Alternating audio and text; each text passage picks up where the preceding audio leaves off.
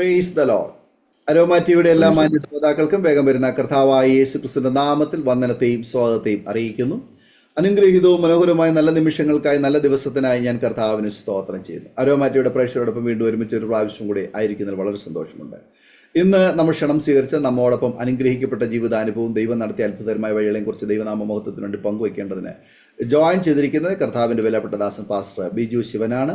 തൻ്റെ ജീവിതാനുഭവങ്ങൾ നമുക്ക് ഏവർക്ക് ശ്രദ്ധയോട് സ്കിപ്പ് ചെയ്യാതെ അവസാനം വരെ പ്രാർത്ഥനയോട് കേൾക്കാം. തീർച്ചയായിട്ടും നിങ്ങളുടെ ജീവിതത്തെ സ്വാധീനിക്കുവാൻ, അത് മുഖാന്തരം ദൈവനാമം മഹിമപ്പെടുവാൻ ഇടയായിത്തീരും. ആകയാൽ പ്രാർത്ഥനയോട് നമുക്ക് കേൾക്കാം. കർത്താവ് നമ്മെ സഹായിക്കട്ടെ. കർത്താവിൻ്റെ ദാസൻ പാസ്റ്റർ ബിജു ശിവനെ തികഞ്ഞ സ്നേഹത്തോടും ആദരവോടും കൂടി അരോമ ടിവിയുടെ പ്രേക്ഷകരോടൊപ്പം സമയം ചെലവഴിക്കുന്നതിനായിട്ട് ഞങ്ങൾ സ്വാഗതം ചെയ്തോളൂ. പ്രൈസ് ലോർഡ് പാസ്റ്ററേ. Praise lord. കർത്താവിൻ്റെ ദാസൻ അരോമ ടിവിയുടെ പ്രേക്ഷകരോടൊപ്പം എനിക്ക് പരിചയപ്പെടുത്തുന്നത് വളരെ സന്തോഷമുണ്ട്. ഒരു വാക്കിൽ പരിചയപ്പെടുത്താമോ പാസ്റ്റർ? എവിടെ നിന്ന് ജോയിൻ ചെയ്തിരിക്കുന്നു? വീട്ടിൽ ആരൊക്കെയുണ്ട്? ദൈവനാമത്തിന് മഹത്വം ഉണ്ടാകട്ടെ. എൻ്റെ പേര് പാസ്റ്റർ ബിജു ശിവൻ. ഞാൻ പാലക്കാട് ജില്ലയിൽ ഒലവക്കോട് ഇന്ത്യ പെന്തക്കോസ്റ്റൽ ദൈവസഭ IPC കരിസ്മ ചർച്ചിന്റെ ശുശ്രൂഷകനായിട്ട് ഇപ്പോൾ തത്സമയമായിരിക്കുന്നു.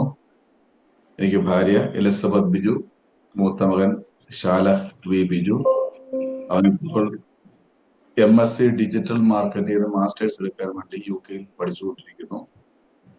രണ്ടാമത്തത് മകളാണ് മിൽക്ക വി ബിജു. അവൾ BSc നഴ്സിംഗ് 4ാം വർഷം ഇപ്പോൾ ഉടുപ്പിയിൽ പഠിച്ചുകൊണ്ടിരിക്കുന്നു. ഇതാണ് എൻ്റെ കുടുംബ പശ്ചാത്തലം. ആമേൻ. താങ്ക് യു കർത്താവിൻ്റെ ദാസൻ പാസ്റ്റർ ബിജു. പരിചയപ്പെടുവാൻ കഴിഞ്ഞാൽ വളരെ സന്തോഷമുണ്ട്. കർത്താവ് അനുഗ്രഹിക്കട്ടെ. തുടർന്ന് അരോമ ടിവിയുടെ ശ്രോതാക്കളുമായി പങ്കുവയ്ക്കാൻ ആഗ്രഹിക്കുന്ന ജീവിതാനുഭവങ്ങൾ, ദൈവം നടത്തിയ അത്ഭുതകരമായ വഴികൾ, ദൈവനാമ മഹത്വത്തിന് വേണ്ടി ബാല്യകാലം മുതലോട്ടുള്ള നല്ല ഓർമ്മകൾ സംസാരിക്കുന്നതിനായിട്ട് സമയം വേർതിരിച്ചുകൊള്ളുന്നു. ദൈവത്തിന്റെ അതിപരിശുദ്ധമായ നാമം വാഴ്ത്തപ്പെടുമാറാകട്ടെ. ബഹുമാന്യ കർത്താവിന്റെ ദാസൻ പാസ്റ്റർ ഡാനിയൽ ജോൺ, അരോമ TV ചാനലിൽ എന്നെ ശ്രവിക്കുന്ന എല്ലാ പ്രിയപ്പെട്ടവർക്കും ക്രിസ്തുയേശുവിന്റെ നാമത്തിലുള്ള സ്നേഹത്തെയും വന്ദനത്തെയും അറിയിക്കുന്നു. കർത്താവ് നിങ്ങളെ ധാരാളമായി അനുഗ്രഹിക്കുമാറാകട്ടെ. പ്രാരംഭത്തിൽ എന്നെ പരിചയപ്പെടുത്തിയുള്ളൂ. എൻ്റെ പേര് ബിജു ശിവൻ എന്നാണ്. കൃപയാൽ ഈ യേശുവിനെ അറിയാൻ ഇടവന്നതിൽ ആദ്യമായി ഞാൻ കർത്താവിന് നന്ദി പറയുന്നു. നമ്മുടെയൊക്കെ ഓരോരുത്തരുടെ ജീവിതത്തിൽ നമ്മളെ വഴിത്തിരിവിലേക്ക് നടത്തുന്നത് നമ്മുടെ ജീവിതാനുഭവങ്ങളാണ്. അതുമാത്രമല്ല, മറ്റുള്ളവരെയും ആ ശരിയായ മാർഗത്തിലേക്ക് വഴി നടത്തുവാൻ നമ്മുടെ ഓരോരുത്തരുടെയും ജീവിതാനുഭവങ്ങൾ വളരെ സ്വാധീനിച്ചിട്ടുണ്ട്. കൃപയാൽ എൻ്റെ ജീവിതത്തിലും കർത്താവ് എന്നെ എങ്ങനെ സ്വാധീനിച്ചു, ഈ ക്രിസ്തുവിനെ എൻ്റെ ജീവിതത്തിൽ എങ്ങനെ സ്വന്തം രക്ഷിതാവായി സ്വീകരിച്ചു, എൻ്റെ ജീവിതാനുഭവത്തിലൂടെ ഞാൻ കണ്ടെത്തിയ സത്യം നിങ്ങളുമായി പങ്കുവെക്കുന്നതിൽ എനിക്ക് വളരെ കൃതാർത്ഥതയുണ്ട്, ദൈവത്തോട് നന്ദിയുമുണ്ട്. എൻ്റെ ബാല്യകാലം തൊട്ട് തുടങ്ങുമ്പോൾ വളരെ തികഞ്ഞ ഒരു ഭക്തി വിശ്വാസത്തോട് ജീവിച്ചൊരു കുടുംബമാണ് എൻ്റെ കുടുംബം. എൻ്റെ ഫാദറിന്റെ പേര് ശിവൻ എന്നാണ്. അദ്ദേഹം കോപ്പറേറ്റീവ് ബാങ്കിന്റെ രജിസ്ട്രാർ ആയിട്ട് 98-ൽ റിട്ടയർഡ് ചെയ്ത ഒരു വ്യക്തിയാണ്. അമ്മയുടെ പേര് ശാന്ത ശിവൻ. പണ്ടത്തെ 10ാം ക്ലാസ് ഒക്കെ പാസ്സായ ഒരു മാതാവാണ്. ഞങ്ങൾ 4 മക്കളാണ്. എൻ്റെ മൂത്തവൾ, അവളുടെ പേര് ബിന്ദു എന്നാണ്, വിവാഹിതയാണ്. രണ്ടാമത്തത് ഞാനാണ്. മൂന്നാമത്തത് ബാബു ശിവൻ. അവൻ UK-യിലായിരിക്കുന്നു. ദീർഘവർഷങ്ങളായിട്ട് 2006 മുതൽ അവർ കുടുംബമായിട്ട് അവിടെ തന്നെയാണ്. നല്ലൊരു ഓപ്റ്റിമിസ്റ്റ് ആയിട്ട് അവൻ അവിടെ വർക്ക് ചെയ്യുന്നു. താഴെയുള്ള അനിയത്തിയുടെ പേര് മിനി എന്നാണ്. അവർ കുടുംബമായി തൃശ്ശൂരായിരിക്കുന്നു. ഞങ്ങൾ 4 മക്കളും വളരെ സന്തോഷകരമായ ഒരു കുടുംബജീവിതം, അല്ലെങ്കിൽ ഒരു നല്ലൊരു ഫാമിലി എന്നൊക്കെ വേണമെങ്കിൽ പറയാവുന്ന നല്ലൊരു സാഹചര്യത്തിലൂടെ ഞങ്ങൾ ജീവിച്ചു വന്നവരാണ്. വളരെ ബാല്യം മുതലേ, ഞങ്ങളുടെ ചെറുപ്രായം മുതലേ ഒരു ഹൈന്ദവ പശ്ചാത്തലത്തിൽ ജീവിക്കുന്ന ഒരു കുടുംബത്തിൽ ജനിച്ച മക്കൾ എങ്ങനെയൊക്കെ ആയിരിക്കണമെന്ന് വളരെ കൃത്യമായിട്ട് ഞങ്ങളെ പഠിപ്പിച്ചിട്ടുണ്ടായിരുന്നു. ആ കാര്യത്തിൽ എൻ്റെ പിതാവ് വളരെ നിർബന്ധ ബുദ്ധിക്കാരനുമായിരുന്നു. എൻ്റെ ഗ്രാൻഡ് ഫാദർ നാരായണൻ ആചാരി, അദ്ദേഹവും അതെ, സന്ധ്യാസമയമാകുമ്പോൾ വിളക്ക് കത്തിക്കണം, നാമം ജപിക്കണം, ഇതൊക്കെ വളരെ നിർബന്ധമായും കൃത്യമായിട്ടും ഞങ്ങൾ ചെയ്യുന്നുണ്ടോ എന്ന് വരെ മോണിറ്റർ ചെയ്യുമായിരുന്നു. ഓരോ ദിവസവും ഞങ്ങൾ ചെയ്യുന്ന കാര്യങ്ങൾ വളരെ കൃത്യമായിട്ട് വാച്ച് ചെയ്യുന്ന ഒരു സ്വഭാവക്കാരനാണ് എന്റെ ഗ്രാൻഡ് ഫാദർ. അപ്പൊ വളരെ കൃത്യമായിട്ട് അത് ചെയ്തോളണം. രാവിലെ എഴുന്നേറ്റാലും ചെയ്യണം, വൈകിട്ടും അത് ചെയ്തോളണം. സന്ധ്യാ പ്രാർത്ഥന ചെയ്യണം, പ്രഭാത പ്രാർത്ഥന, ഇതൊക്കെ ചെയ്യണം എന്നുള്ളത് നിർബന്ധമുണ്ടായിരുന്നു. ഞങ്ങളൊരു ജോയിന്റ് ഫാമിലി ആയിരുന്നു. അതുകൊണ്ട് ചെറിയച്ഛന്മാരും അവരുടെ കുടുംബങ്ങളും പ്രാരംഭ സമയങ്ങളിലൊക്കെ അങ്ങനെ ഒരു സാഹചര്യമായിരുന്നു. പിന്നീട് എന്റെ ഫാദറിന് ട്രാൻസ്ഫർ ആയി, ഓരോ ഡിസ്ട്രിക്റ്റിലേക്കും ട്രാൻസ്ഫർ ആയി പോകുന്നതനുസരിച്ച് ഞങ്ങളുടെ താമസം ഇങ്ങനെ മാറ്റി മാറ്റി മാറ്റി കേരളത്തിലെ ഒരുപാട് ജില്ലകളിൽ താമസിക്കാനുള്ളൊരു അവസരവും അങ്ങനെ ഉണ്ടായിട്ടുണ്ട് എനിക്ക്. സ്വത്ര ബാല്യം മുതൽ, എന്റെ വളരെ ചെറുപ്രായം മുതലേ എന്റെ ജീവിതത്തിൽ എന്നെ വളരെ ഇൻടച്ച് ആയിട്ട് ബോധ്യപ്പെടുത്തിയ ഒരു സംഭവമുണ്ട്.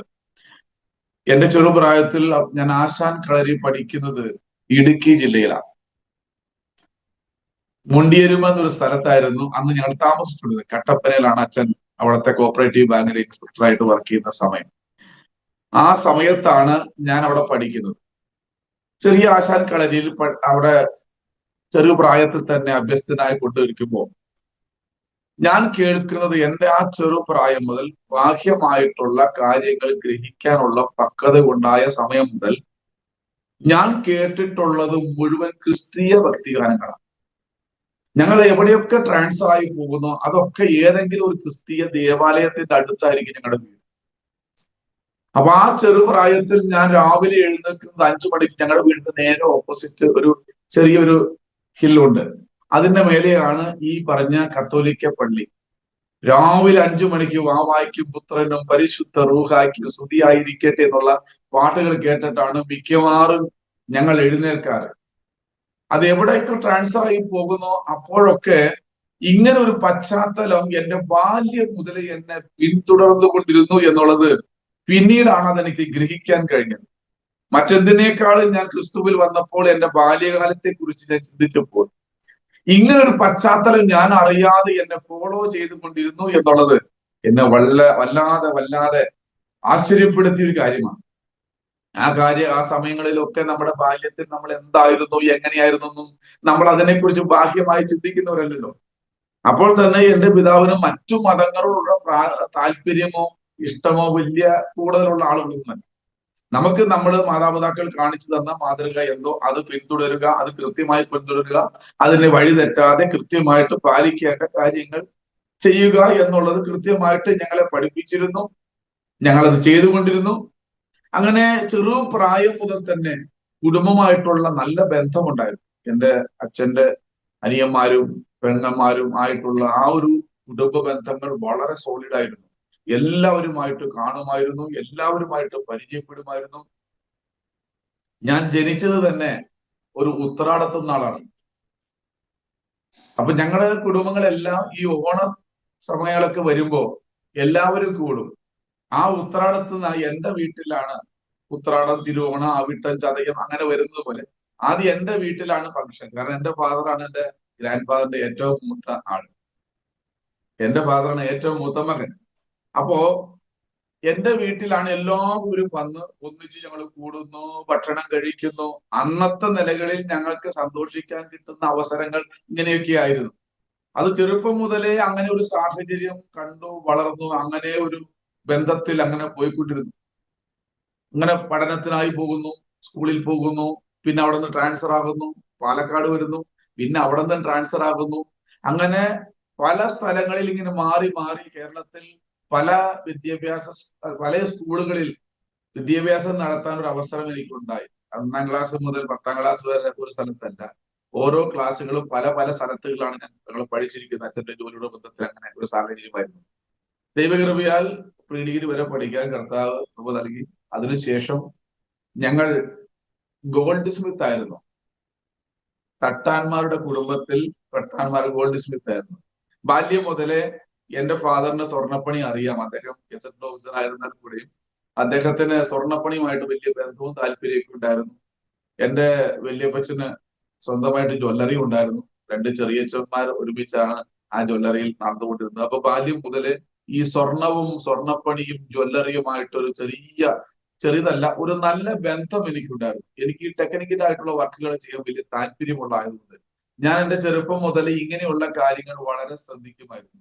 സ്കൂൾ വെക്കേഷൻ സമയങ്ങളിലൊക്കെ ഞാൻ അച്ചാച്ചന്റെ ഒപ്പം പോയിരുന്ന് പണി പഠിക്കാനും ചെറിയച്ചന്മാരുടെ കൂടെ ഇരുന്ന് ഇതെന്താണ് ഏതാണെന്നൊക്കെ മനസ്സിലാക്കാനൊക്കെ ഉള്ള ആ താല്പര്യ ജിജ്ഞാസ കൊണ്ട് ഞാൻ ആ കാര്യങ്ങളൊക്കെ ബാല്യം മുതലേ അതൊക്കെ ശ്രദ്ധിക്കുകയും അത് എന്നെ കൊണ്ട് കഴിയാവുന്ന രീതിയിൽ പല രീതിയിലൊക്കെ ചെയ്യാനൊക്കെ ഇടവന്നു. അപ്പൊ എനിക്ക് ബാല്യം മുതല് ഈ സ്വർണ്ണപ്പണിയോട് വലിയൊരു അറ്റാച്ച്മെന്റ് എന്റെ മനസ്സിലുണ്ടായിരുന്നു. അപ്പൊ എന്റെ ഫാദർ പറഞ്ഞു, നീ ഒരു ഡിഗ്രി കംപ്ലീറ്റ് ചെയ്ത് കഴിഞ്ഞാൽ നിനക്ക് തുടർന്നുള്ള ഒരു നല്ല ഗവൺമെന്റ് ജോലിയിലൊക്കെ വർക്ക് ചെയ്യാം. പക്ഷെ എനിക്ക് അതിന് താല്പര്യം ഉണ്ടായിരുന്നു. എനിക്ക് ഈ സ്വർണ്ണപ്പണി, ബിസിനസ്, ഇങ്ങനെയുള്ള കാര്യങ്ങളോട് എനിക്ക് ഭയങ്കര അറ്റാച്ച്മെന്റ് ആയിരുന്നു. സോ അതുകൊണ്ട് ഞാൻ പ്രീ ഡിഗ്രി കഴിഞ്ഞ ഉടനെ തന്നെ ഞാൻ ഈ സ്വർണ്ണപ്പണി ഫീൽഡിലേക്ക് ഞാൻ ഇറങ്ങാൻ ഒരു താല്പര്യം കാണിച്ചു. അങ്ങനെ ഞാൻ എന്റെ പ്രാഥമിക വിദ്യാഭ്യാസത്തിന് ശേഷം എന്റെ സ്വന്തം താല്പര്യത്തിന്, എന്റെ ഫാദറിന്റെ താല്പര്യത്തിന് ഞാൻ നിഷേധിച്ചുകൊണ്ട് എന്റെ ഒരു സ്വന്തം താല്പര്യത്തിന് എനിക്ക് സ്വന്തമായിട്ടൊരു സ്വർണം പണിയെടുക്കണം, സ്വന്തമായിട്ട് ഒരു യൂണിറ്റ് വേണം, നല്ല രീതിയിൽ ഒരു പ്രൊഫഷൻ സ്റ്റൈലിൽ അത് കൊണ്ടുപോകണം എന്നൊക്കെ ഉള്ള നല്ലൊരു പ്ലാനോട് കൂടി തന്നെയാണ് ഞാൻ ആ കാര്യങ്ങൾ ആ സമയങ്ങളിൽ ചെയ്തുകൊണ്ടിരുന്നത്. അപ്പൊ എന്റെ ചേച്ചിയുടെ അമ്മാനത്തെ സ്വർണ്ണപ്പണി എടുക്കുന്ന ആളായിരുന്നു. അപ്പൊ അദ്ദേഹത്തിന്റെ അടുത്ത് അല്പനാളുകൾ ഞാൻ അതിന്റെ ഒരു റീപ്രാക്ടീസ് എന്നുള്ളതാണ് ഞാൻ അവിടെ പോയി കുറച്ചും കൂടെ ലേറ്റസ്റ്റ് ആയിട്ടുള്ള കാര്യങ്ങൾ എങ്ങനെ പഠിക്കുക എന്നുള്ളതിന്റെ കാര്യങ്ങളൊക്കെ ഒന്ന് പഠിച്ച് ഞാൻ എന്റെ സ്വന്തം വീട്ടിൽ പണി ആരംഭിച്ചു. ന്യായമായ രീതിയിലൊക്കെ പണികൾ തുടങ്ങുന്ന ഒരു കാലഘട്ടം, ഞാൻ പറയുന്നു 92 കാലഘട്ടത്തിലൊക്കെ. അപ്പൊ അന്നൊക്കെ വലിയ റിസ്ക് ഉള്ള വിഷയമല്ല. 90-92 കാലഘട്ടങ്ങളിലൊക്കെ വലിയ റിസ്ക് ഇല്ലാതെ നല്ല വരുമാനം ഉണ്ടാക്കാൻ കഴിയുന്ന ഏറ്റവും നല്ല ഒരു ബിസിനസ് അല്ലെങ്കിൽ ഒരു ജോലിയായിട്ട് ഞാൻ അതിനെ കണ്ടു. കുറച്ച് നാളുകളൊക്കെ വർക്ക് ചെയ്തപ്പോൾ എന്റെ അപ്പന് കിട്ടുന്ന ശമ്പളത്തേക്കാൾ കൂടുതൽ ഞാൻ ഒരു മാസം സമ്പാദിക്കുന്നുണ്ട്. എനിക്ക് ഭയങ്കര കോൺഫിഡൻസ് ആയി.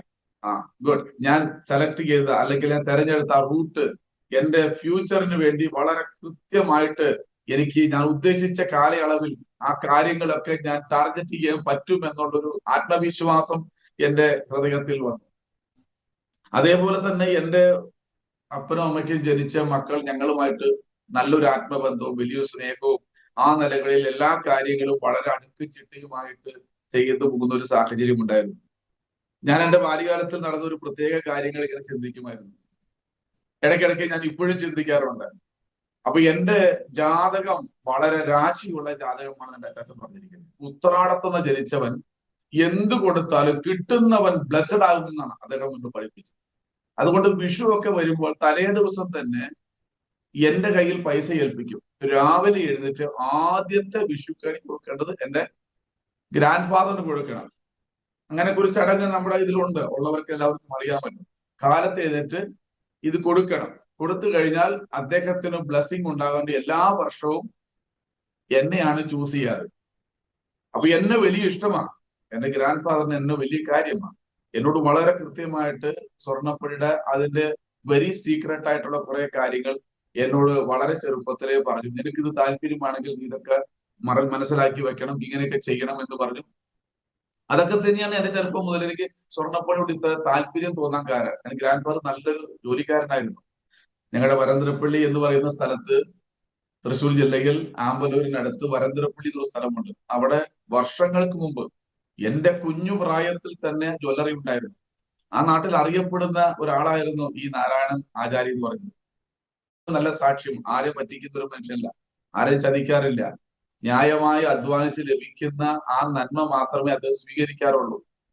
ഞാൻ ഇങ്ങനെ ഒരു സംഭവം ഓർക്കുന്നു. ഞങ്ങളുടെ ഈ ജ്വല്ലറിയിൽ ഒരിക്കൽ മോഷണം പോയി. ഒരു കള്ളൻ കയറി ഒരുപാട് സ്വർണം മോഷ്ടിക്കപ്പെട്ടു. അപ്പോൾ വിവാഹത്തിന് വേണ്ടി ഓർഡർ കൊടുത്ത് പൈസ അഡ്വാൻസ് ചെയ്ത ആളുകളെല്ലാം ജ്വല്ലറിക്ക് മുമ്പിൽ വന്ന് നിൽക്കുക. അപ്പൊ വന്നവരെല്ലാം പറഞ്ഞൊരു കാര്യം ഇങ്ങനെ, നാരായണൻ തട്ടാൻ അത് മോഷ്ടിക്കില്ല, ഞങ്ങൾക്ക് 100% ഉറപ്പാണ്, അദ്ദേഹം ഒരിക്കലും അത് ചെയ്യില്ല. അപ്പൊ ഞാനും ആ കൂട്ടത്തിൽ ഒരുവനായി നിൽക്കുന്നു. ഞാൻ അന്ന് ശ്രദ്ധിച്ചു, എന്റെ ഗ്രാൻഡ് ഫാദറിന് ഈ സമൂഹം കൊടുത്തൊരു അംഗീകാരം ഇത്ര വലുതായപ്പോൾ എന്റെ മനസ്സിലന്ന് ചിന്തിച്ചു, അദ്ദേഹം വെറും ഒരു സ്വർണ്ണപ്പണിക്കാരൻ മാത്രമല്ല, സാമൂഹിക പ്രതിബദ്ധതയുള്ള നല്ലൊരു സാമൂഹ്യ അല്ലെങ്കിൽ സമൂഹത്തോട് വളരെ ബന്ധമുള്ള നല്ലൊരു മനുഷ്യനായിരുന്നു എന്റെ ഗ്രാൻഡ് ഫാദർ എന്നുള്ളതിനെ കുറിച്ച് സാക്ഷ്യം അന്ന് ഞാൻ കേട്ടു. അപ്പൊ എന്റെ മനസ്സിൽ ചിന്തിച്ചു, ഞാനും ഇതുപോലെ തന്നെ ചെയ്യും. എന്റെ പ്രായം വരുമ്പോൾ ഞാൻ ഒരുപക്ഷെ ഈ ജോലി ചെയ്യുന്ന സമയം വരുന്നെങ്കിൽ തീർച്ചയായിട്ടും ഞാൻ അങ്ങനെ തന്നെ ചെയ്യുമെന്നുള്ള ചിന്ത എന്റെ ചെറുപ്പം മുതലേ എനിക്ക് ഇതിനോടുള്ള ആ അഭിനിവേശം കൊണ്ടാണ് ഞാൻ ആ നിലകളിലേക്ക് വന്നത്. കർത്താവിന്റെ കൃപയാൽ ആ സ്വർണ്ണപ്പണിയൊക്കെ ഞാൻ പഠിച്ചു. ഞാൻ സ്വന്തമായിട്ട് തുടങ്ങാൻ നേരത്തെ പറഞ്ഞ പോലെ ആ കാലഘട്ടങ്ങളിൽ ഞാൻ അത് തുടങ്ങി. അത്യാവശ്യം ന്യായമായ ജ്വല്ലറി വർക്കുകളൊക്കെ എനിക്ക് ലഭിക്കാൻ തുടങ്ങി. എന്റെ കൂടെ എന്റെ സ്വന്തമായിട്ട് പണിത് തീരാൻ പറ്റാതെ വന്നപ്പോൾ ഞാൻ ഒന്ന് രണ്ട് പേരെ വർക്കേഴ്സിന് എന്റെ കൂടെ വെച്ചു.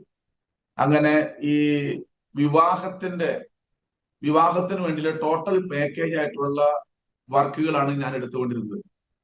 ആ താലിമാതൽ മുതൽക്കൊണ്ട് വെഡിങ് റിംഗ് വരെയുള്ള കംപ്ലീറ്റ് ഒരു ടോട്ടൽ സെറ്റാണ്. അത് ചിലപ്പോൾ 300 ഗ്രാം ഉണ്ടാവും, 350 ഗ്രാം ഉണ്ടാവും. അതിലെല്ലാം ഈ സാധനങ്ങളെല്ലാം ഉൾപ്പെടുത്തി ഒരു പാക്കേജ് ആയിട്ടാണ് അങ്ങനെ പണിത്. അങ്ങനെ ഓർഡറുകളായിരുന്നു ആ സമയത്ത് എനിക്ക് കിട്ടിക്കൊണ്ടിരുന്നത്. അന്നൊക്കെ കാശിമാല, നാഗപടം, പാലയ്ക്ക എന്ന് പറയുന്ന ആ ആഭരണങ്ങളൊക്കെ വളരെ ഫേമസ് ആയിരിക്കുന്ന ഒരു സമയമാണ്.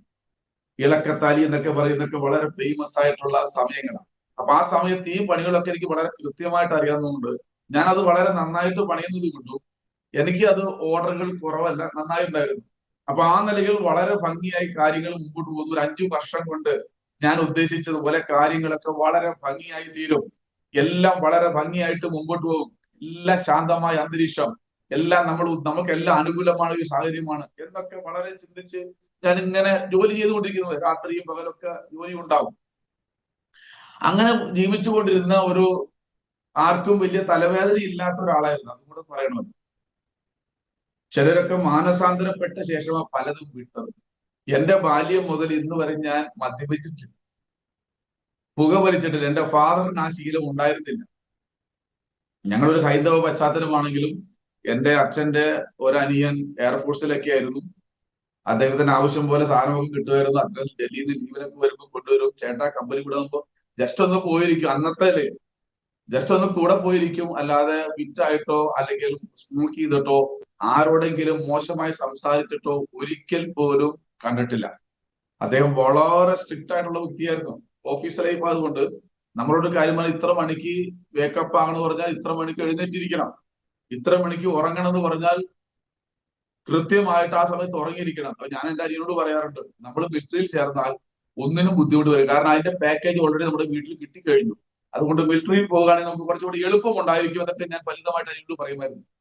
അങ്ങനെ 1994 ആ കാലഘട്ടം ആരംഭിച്ച സമയം വളരെ ശാന്തമായിട്ട് കാര്യങ്ങളൊക്കെ ഭംഗിയായിട്ട് നമ്മൾ ഉദ്ദേശിച്ചതുപോലെ കാര്യങ്ങളൊക്കെ ഭംഗിയായി നടന്നുകൊണ്ടിരിക്കുമ്പോൾ അതിന്റെ ഓർമ്മ ശരിയാണെങ്കിൽ ഗുജറാത്തിലെ സൂററ്റിൽ എലിപ്പനി വന്ന് ഒരുപാട് ആളുകൾ മരിച്ച ഒരു വർഷമായിരുന്നു.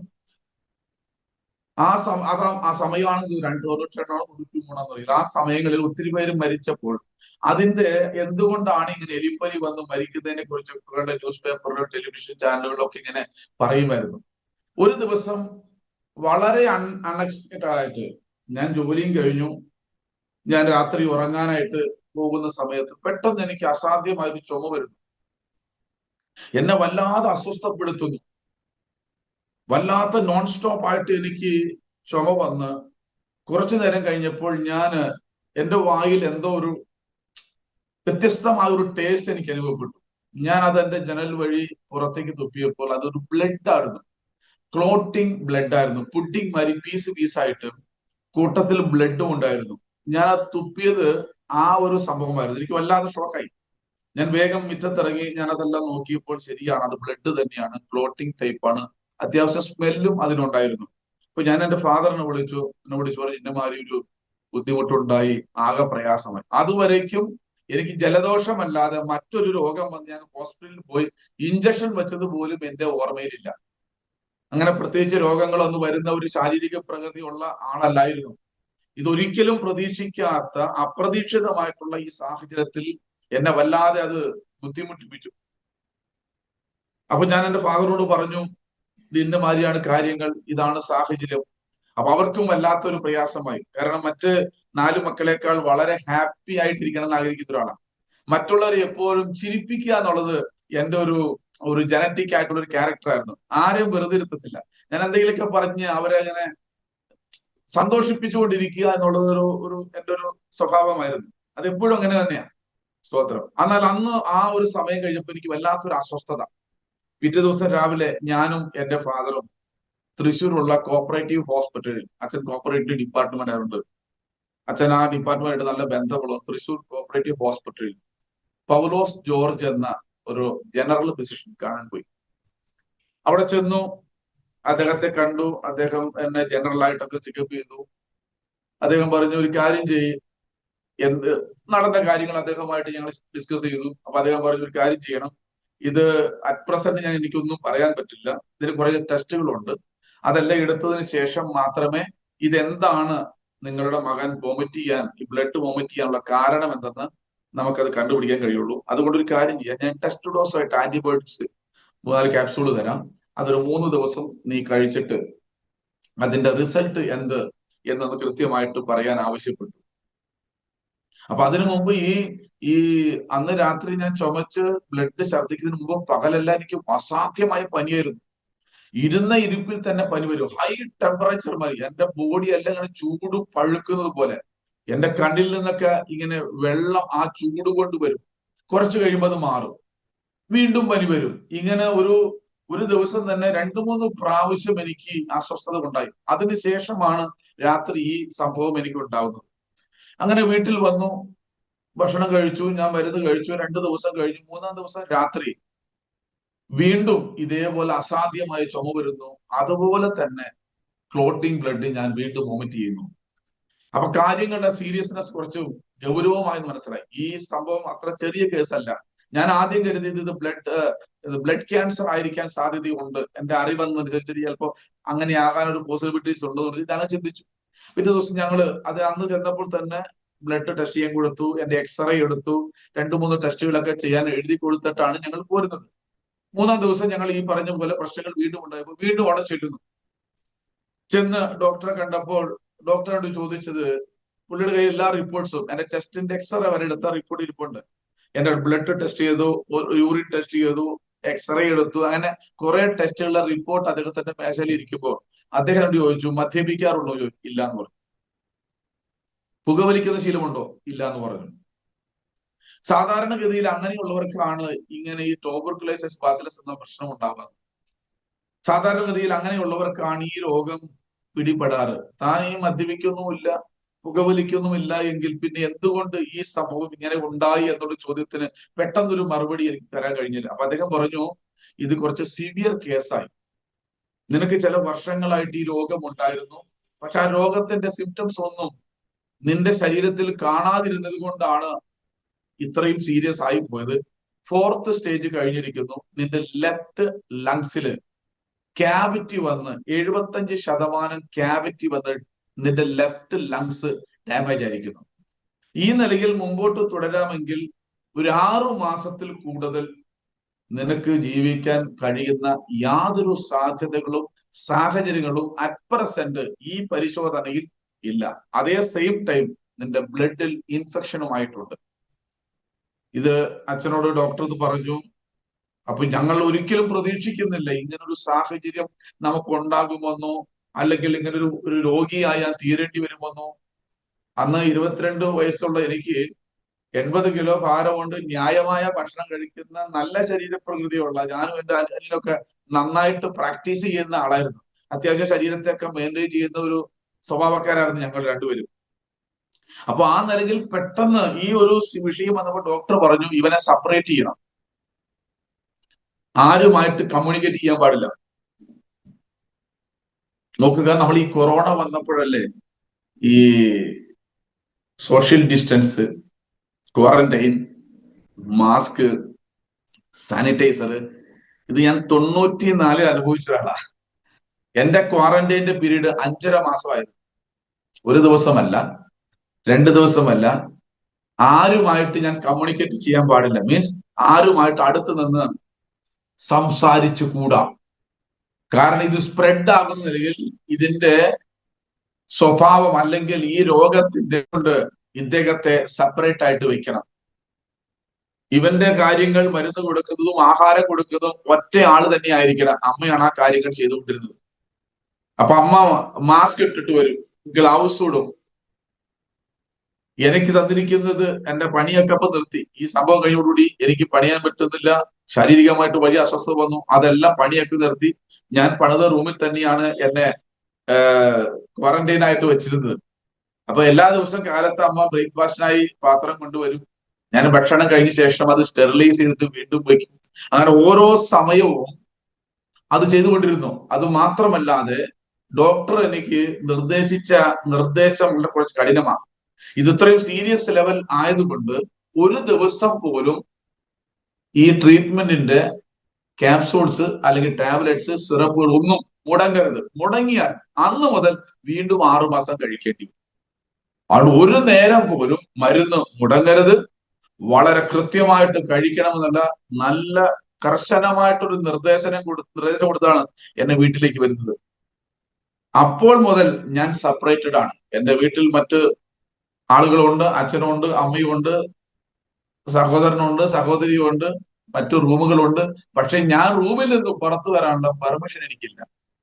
ജീവിതത്തിൽ മനുഷ്യരൊക്കെ ഒറ്റപ്പെടുന്ന ഒരു സമയം വരുമ്പോൾ ആ ഒറ്റപ്പെടലിന്റെ ആഘാതം നമ്മളെ എത്രമാത്രം സ്വാധീനിക്കുമെന്ന് വളരെ നന്നായി ജീവിതത്തിൽ അനുഭവിച്ച ഒരു വ്യക്തിയും കൂടിയാണ്. ഞാൻ ഇങ്ങനെ സ്വതന്ത്രമായി പാറിപ്പറന്ന് നടന്ന ഒരു പറവയപ്പരിയായിരുന്നു. എനിക്ക് വലിയ ഇഷ്ടമായി യാത്ര ചെയ്യുന്നത്, ആഹാരം കഴിക്കുന്നത് വലിയ ഇഷ്ടമാണ്. ഇതൊക്കെ എന്റെ ജീവിതത്തിന്റെ വലിയ താല്പര്യമുള്ള ഭാഗങ്ങളായിരുന്നു. അങ്ങനെ സ്വതന്ത്രമായി നടന്ന് എന്നെ ആരും നിയന്ത്രിക്കാനില്ലാതെ എനിക്ക് എന്റേതായ സ്വാതന്ത്ര്യത്തിൽ ജീവിക്കാൻ കഴിയുന്ന ഒരു അന്തരീക്ഷത്തിൽ നിന്ന് പെട്ടെന്ന് ഞാൻ സെപ്പറേറ്റ് ആക്കപ്പെട്ടപ്പോൾ എന്റെ മനസ്സിനത് വല്ലാതെ ഭാരപ്പെടുത്തി. മാത്രമല്ല, ഞാൻ കഴിക്കുന്ന ഗുളികകളും അല്ലെങ്കിൽ ക്യാപ്സൂൾസ് ഒക്കെ ഹൈ ഡോസ് മെഡിസിൻസ് ആണ്. ഇത് കഴിക്കുമ്പോൾ മുടികളെല്ലാം കൊഴിയാൻ തുടങ്ങി. എനിക്ക് ഭക്ഷണത്തോട് താല്പര്യമില്ല. അത്യാവശ്യം നന്നായി ഭക്ഷണം കഴിക്കുന്ന ആളുകളാണ് ഞാനും എന്റെ അനുഭവിക്കുന്നത്. മാന്യമായിട്ട് ഭക്ഷണം കഴിക്കുക, അത്രയും പറയുന്നുള്ളൂ ഞാൻ. മാന്യമായിട്ട് ഭക്ഷണം കഴിക്കുമ്പോൾ തന്നെ അത് കേൾക്കുന്നവർക്ക് മാന്യമായിട്ട് മനസ്സിലാകുമല്ലോ. ന്യായമായിട്ടും മാന്യമായിട്ടും ഭക്ഷണം കഴിക്കുക, അതിനൊന്നും ഒരു കുറവ് ഞങ്ങളുടെ വീട്ടിൽ ഉണ്ടായിട്ടില്ല. പക്ഷെ എനിക്ക് ഈ രോഗം വന്ന് ഞാൻ ബ്ലഡ് വൊമിറ്റ് ചെയ്തതിന് ശേഷം ഓരോ ദിവസങ്ങൾ കഴിയുന്തോറും എനിക്ക് ആഹാരത്തോട് ഭയങ്കര വിരക്തിയായി. എനിക്ക് ആഹാരം കഴിക്കാൻ താല്പര്യമില്ലാതെ, കാരണം എന്റെ വായിൽ എപ്പോഴും ബ്ലഡിന്റെ ചൊവയാണ്. ഇടയ്ക്കിടയ്ക്ക് ഞാൻ ചുമയ്ക്കും, ഇടയ്ക്കിടയ്ക്ക് ബ്ലഡ് വൊമിറ്റ് ചെയ്യും. അതുകൊണ്ട് എപ്പോഴും എന്റെ വായിൽ ഈ ബ്ലഡിന്റെ രുചി, ഈ ചൊവ ഉള്ളത് കൊണ്ട് എനിക്ക് ആഹാരം കഴിക്കണമെന്നുണ്ടെങ്കിലും എനിക്കത് കഴിക്കാൻ പലപ്പോഴും കഴിയാതെ പോകുന്നു. ഡോക്ടർ പറഞ്ഞിട്ടുണ്ട്, മുട്ട കഴിക്കണം, പാല് കുടിക്കണം, നല്ല ആരോഗ്യത്തോടെ ഇരിക്കണം, നല്ല ആഹാരം കഴിക്കണം, നല്ല വിശ്രമം വേണം. ഇങ്ങനെ ഒത്തിരി കാര്യങ്ങൾ ഇതിനോടകം പറഞ്ഞിരുന്നു. പക്ഷെ എന്റെ അപ്പോഴുള്ളത്തെ സാഹചര്യത്തിൽ എനിക്ക് ആഹാരത്തോട് ഒരു താല്പര്യം. അമ്മ നല്ല ഭക്ഷണം വയ്ക്കുന്ന ആളാണ്, നല്ല ആഹാരങ്ങൾ, എനിക്ക് ഇഷ്ടപ്പെട്ട ആഹാരങ്ങളൊക്കെ ചെയ്തു തരുന്നുണ്ട്. ഒരു ഇഡ്ഡലി പോലും മുഴുവനായി കഴിക്കാൻ എനിക്ക് കഴിയാത്ത സാഹചര്യം ഉണ്ടായി. ആഹാരത്തിൽ നിന്ന് ഞാൻ ഒറ്റപ്പെട്ടു, കുടുംബ ബന്ധത്തിൽ നിന്ന് ഒരു അല്പം അകൽച്ചയായി, മനുഷ്യനുമായ സമ്പർക്കത്തിൽ നിന്ന് ഞാൻ അകന്നുപോയി. ഞാൻ ഒറ്റപ്പെട്ടവനാണെന്നൊരു ഭീതി എന്റെ മനസ്സിൽ ഇങ്ങനെ കേറിക്കൂടി. അങ്ങനെ ഓരോ മാസത്തിൽ ഡോക്ടർ പറയുന്ന നിർദ്ദേശിക്കുന്ന ദിവസത്തിലല്ലാതെ എന്നെ പുറത്തിറക്കുകയില്ല. എന്നെ ആ സമയത്ത് മാത്രമേ ഡോക്ടറെ അടുത്ത് കൊണ്ടുപോകാറുള്ളൂ. അവിടെ ചെന്ന് പരിശോധിക്കും. അത് അതുപോലെ തന്നെ വിൽ ബി കണ്ടിന്യൂ, നിങ്ങൾ അത് തന്നെ തുടരുക, നിർത്തരുത്. ഞാൻ പറഞ്ഞ മെഡിസിൻ കൃത്യമായി കഴിക്കുക, അത് തുടരുക. അപ്പോ ഏകദേശം എന്റെ ഈ രോഗം എനിക്ക് എന്റെ ശരീരത്തിൽ പ്രകടമായ ശേഷം ക്രമാതീതമായി എന്റെ ശരീരത്തിന്റെ വെയിറ്റ് കുറയാൻ തുടങ്ങി. ഞാൻ ഹാഫായി മാറി, 40 കിലോ എത്തി. എന്റെ ശരീരഭാരം എല്ലാം കുറഞ്ഞ് എന്റെ ചെസ്റ്റൊക്കെ ഇങ്ങനെ ബെൻഡായി, എന്റെ കണ്ണെല്ലാം കുഴിയിൽ പോയി, കവിളെല്ലാം ഒട്ടി. സംസാരിക്കുമ്പോൾ എന്റെ കവിളിലെ മാംസം എന്റെ പല്ലിന്റെ ഇടയ്ക്ക് മുട്ടും, അത്രയും ഒട്ടിപ്പോയി. വല്ലാതെ ക്ഷീണിച്ച് എന്റെ മുഖം തന്നെ ഞാൻ കണ്ണാടിയിൽ കാണാൻ ഞാൻ വല്ലാതെ ഒറ്റപ്പെട്ടു പോയി, തകർന്നു പോയി. ഇനി എനിക്കൊരു ശരിയായ ഒരു ലൈഫിലേക്ക് ഞാൻ പ്രവേശിക്കാൻ എന്നെ കൊണ്ട് കഴിയുമോ എന്നുള്ള ഭീതിയല്ല എന്നെ വല്ലാതെ അസ്വസ്ഥപ്പെടുത്തിക്കൊണ്ടിരുന്നു. എന്റെ ജീവിതത്തിൽ എന്നെ ഏറ്റവും ഭയപ്പെടുത്തിയ ഒരു വിഷയം ഇപ്പോൾ എന്റെ മനസ്സിൽ എനിക്ക് ഓർമ്മ വരുന്നു. ഞാൻ 5ാം ക്ലാസ്സിൽ പഠിക്കുമ്പോൾ എന്റെ കൂടെ പഠിച്ച എന്റെ വളരെ ആത്മാർത്ഥ സ്നേഹിതൻ എന്ന് പറയുന്ന ഒരു പയ്യൻ, അവന്റെ പേരും ബിജു എന്ന് തന്നെയായിരുന്നു. ഒരു ദിവസം ഞങ്ങൾ സ്കൂളിൽ അസംബ്ലിക്ക് നിൽക്കുമ്പോൾ, അസംബ്ലി കഴിഞ്ഞ് ഞങ്ങൾ ക്ലാസ്സിലേക്ക് പോകുമ്പോൾ ക്ലാസ് ടീച്ചർ പറഞ്ഞു, ഇന്നമാതിരി നമ്മുടെ ക്ലാസ്സിലെ ഒരു സ്റ്റുഡന്റ് ആയിരിക്കുന്ന ബിജു മരിച്ചിരിക്കുന്നു. നമ്മൾ സ്റ്റുഡൻസ് ആയിരിക്കുന്ന എല്ലാവരും അവന്റെ വീട്ടിലേക്ക് പോകുകയാണ്. അപ്പൊ ഞങ്ങള് വരിയായിട്ട് സ്കൂളിന്റെ അടുത്ത് തന്നെയാണ് ആ പയ്യന്റെ വീട്. ഞങ്ങളിങ്ങനെ നടന്ന് ചെല്ലുന്നു. ചെറിയൊരു ഓടിട്ട വീട്, തിണ്ണയിൽ അവനെ പുൽപ്പായിൽ കിടത്തിയിരിക്കുന്നു, ഒരു വിളക്ക് കത്തിച്ചിരിക്കുന്നു. ഒരു ചന്ദനത്തിൽ കത്തിച്ചിരിക്കുന്നു, അവന്റെ മൂക്കിൽ പഞ്ഞി വെച്ചിരിക്കുന്നു, കാതിൽ വെച്ചിരിക്കുന്നു, അവന്റെ വായ മൂടി കെട്ടിയിരിക്കുന്നു, കാലിന്റെ തള്ളവിരലുകൾ കെട്ടിയിരിക്കുന്നു. എന്റെ ജീവിതത്തിൽ ആദ്യമായിട്ടാണ് ഒരു മരണത്തിന്റെ പ്രിന്റ് ഔട്ട് എന്റെ മനസ്സിൽ പതിയുന്നത്. ഇവൻ മരിച്ചു, ഇവൻ എവിടെ പോകും? ഇവന്റെ കൂടെ ആരുണ്ടാകും? ഇവൻ എവിടെ താമസിക്കും? ഇവൻ എന്ത് ഭക്ഷണം കഴിക്കും? ഇവനെ ആര് സംരക്ഷിക്കും? ഇതെന്നെ ആ കുഞ്ഞു പ്രായത്തിൽ എന്റെ മനസ്സിനെ ഭരിക്കാൻ തുടങ്ങിയ ഒരു ഭയമായിരുന്നു. ഞാൻ എന്റെ ക്ലാസ് ടീച്ചറോട് ചോദിച്ചു, വത്സര ആ ടീച്ചറുടെ പേര്, വത്സര ടീച്ചറെ, എന്താണ് ബിജു മരിച്ചു, അവൻ എവിടെയാ പോയെന്ന് ചോദിച്ചു. ചോദിച്ച ടീച്ചർ പറഞ്ഞു, തൽക്കാലം ക്ലാസ്സിലേക്ക് നടക്ക്, അത് പിന്നെ സംസാരിക്കാം. അന്ന് മുതൽ എന്റെ ബുദ്ധിയോട്, എന്റെ മനസ്സിനോട് ഞാൻ അറിയാതെ ചോദിച്ചു കൊണ്ടിരുന്നൊരു ചോദ്യമായിരുന്നു, മനുഷ്യൻ മരിക്കുന്നു എന്തുകൊണ്ട്? മരിച്ചാൽ അവൻ എവിടെ പോകുമെന്നുള്ള ചോദ്യം എന്നെ വല്ലാതെ അസ്വസ്ഥപ്പെടുത്തിക്കൊണ്ടിരുന്നു. എങ്ങനെയാണ് ഇത് മരിക്കുന്നത്? എങ്ങനെയാണ് ഒരു വ്യക്തി അല്ലെങ്കിൽ അവന്റെ ജീവൻ, അവന്റെ പ്രവൃത്തികൾ ഒരു നിമിഷം കൊണ്ട് ഇല്ലാതായി അവൻ എല്ലാവരിൽ നിന്നും മറഞ്ഞു പോകുന്നു, കാണാതാകുന്നു, പിന്നെ ഒരിക്കലും കാണാൻ കഴിയാത്ത ഒരു സാഹചര്യം ഇതെന്നെ വല്ലാതെ ഭാരപ്പെടുത്തിക്കൊണ്ടിരുന്നു.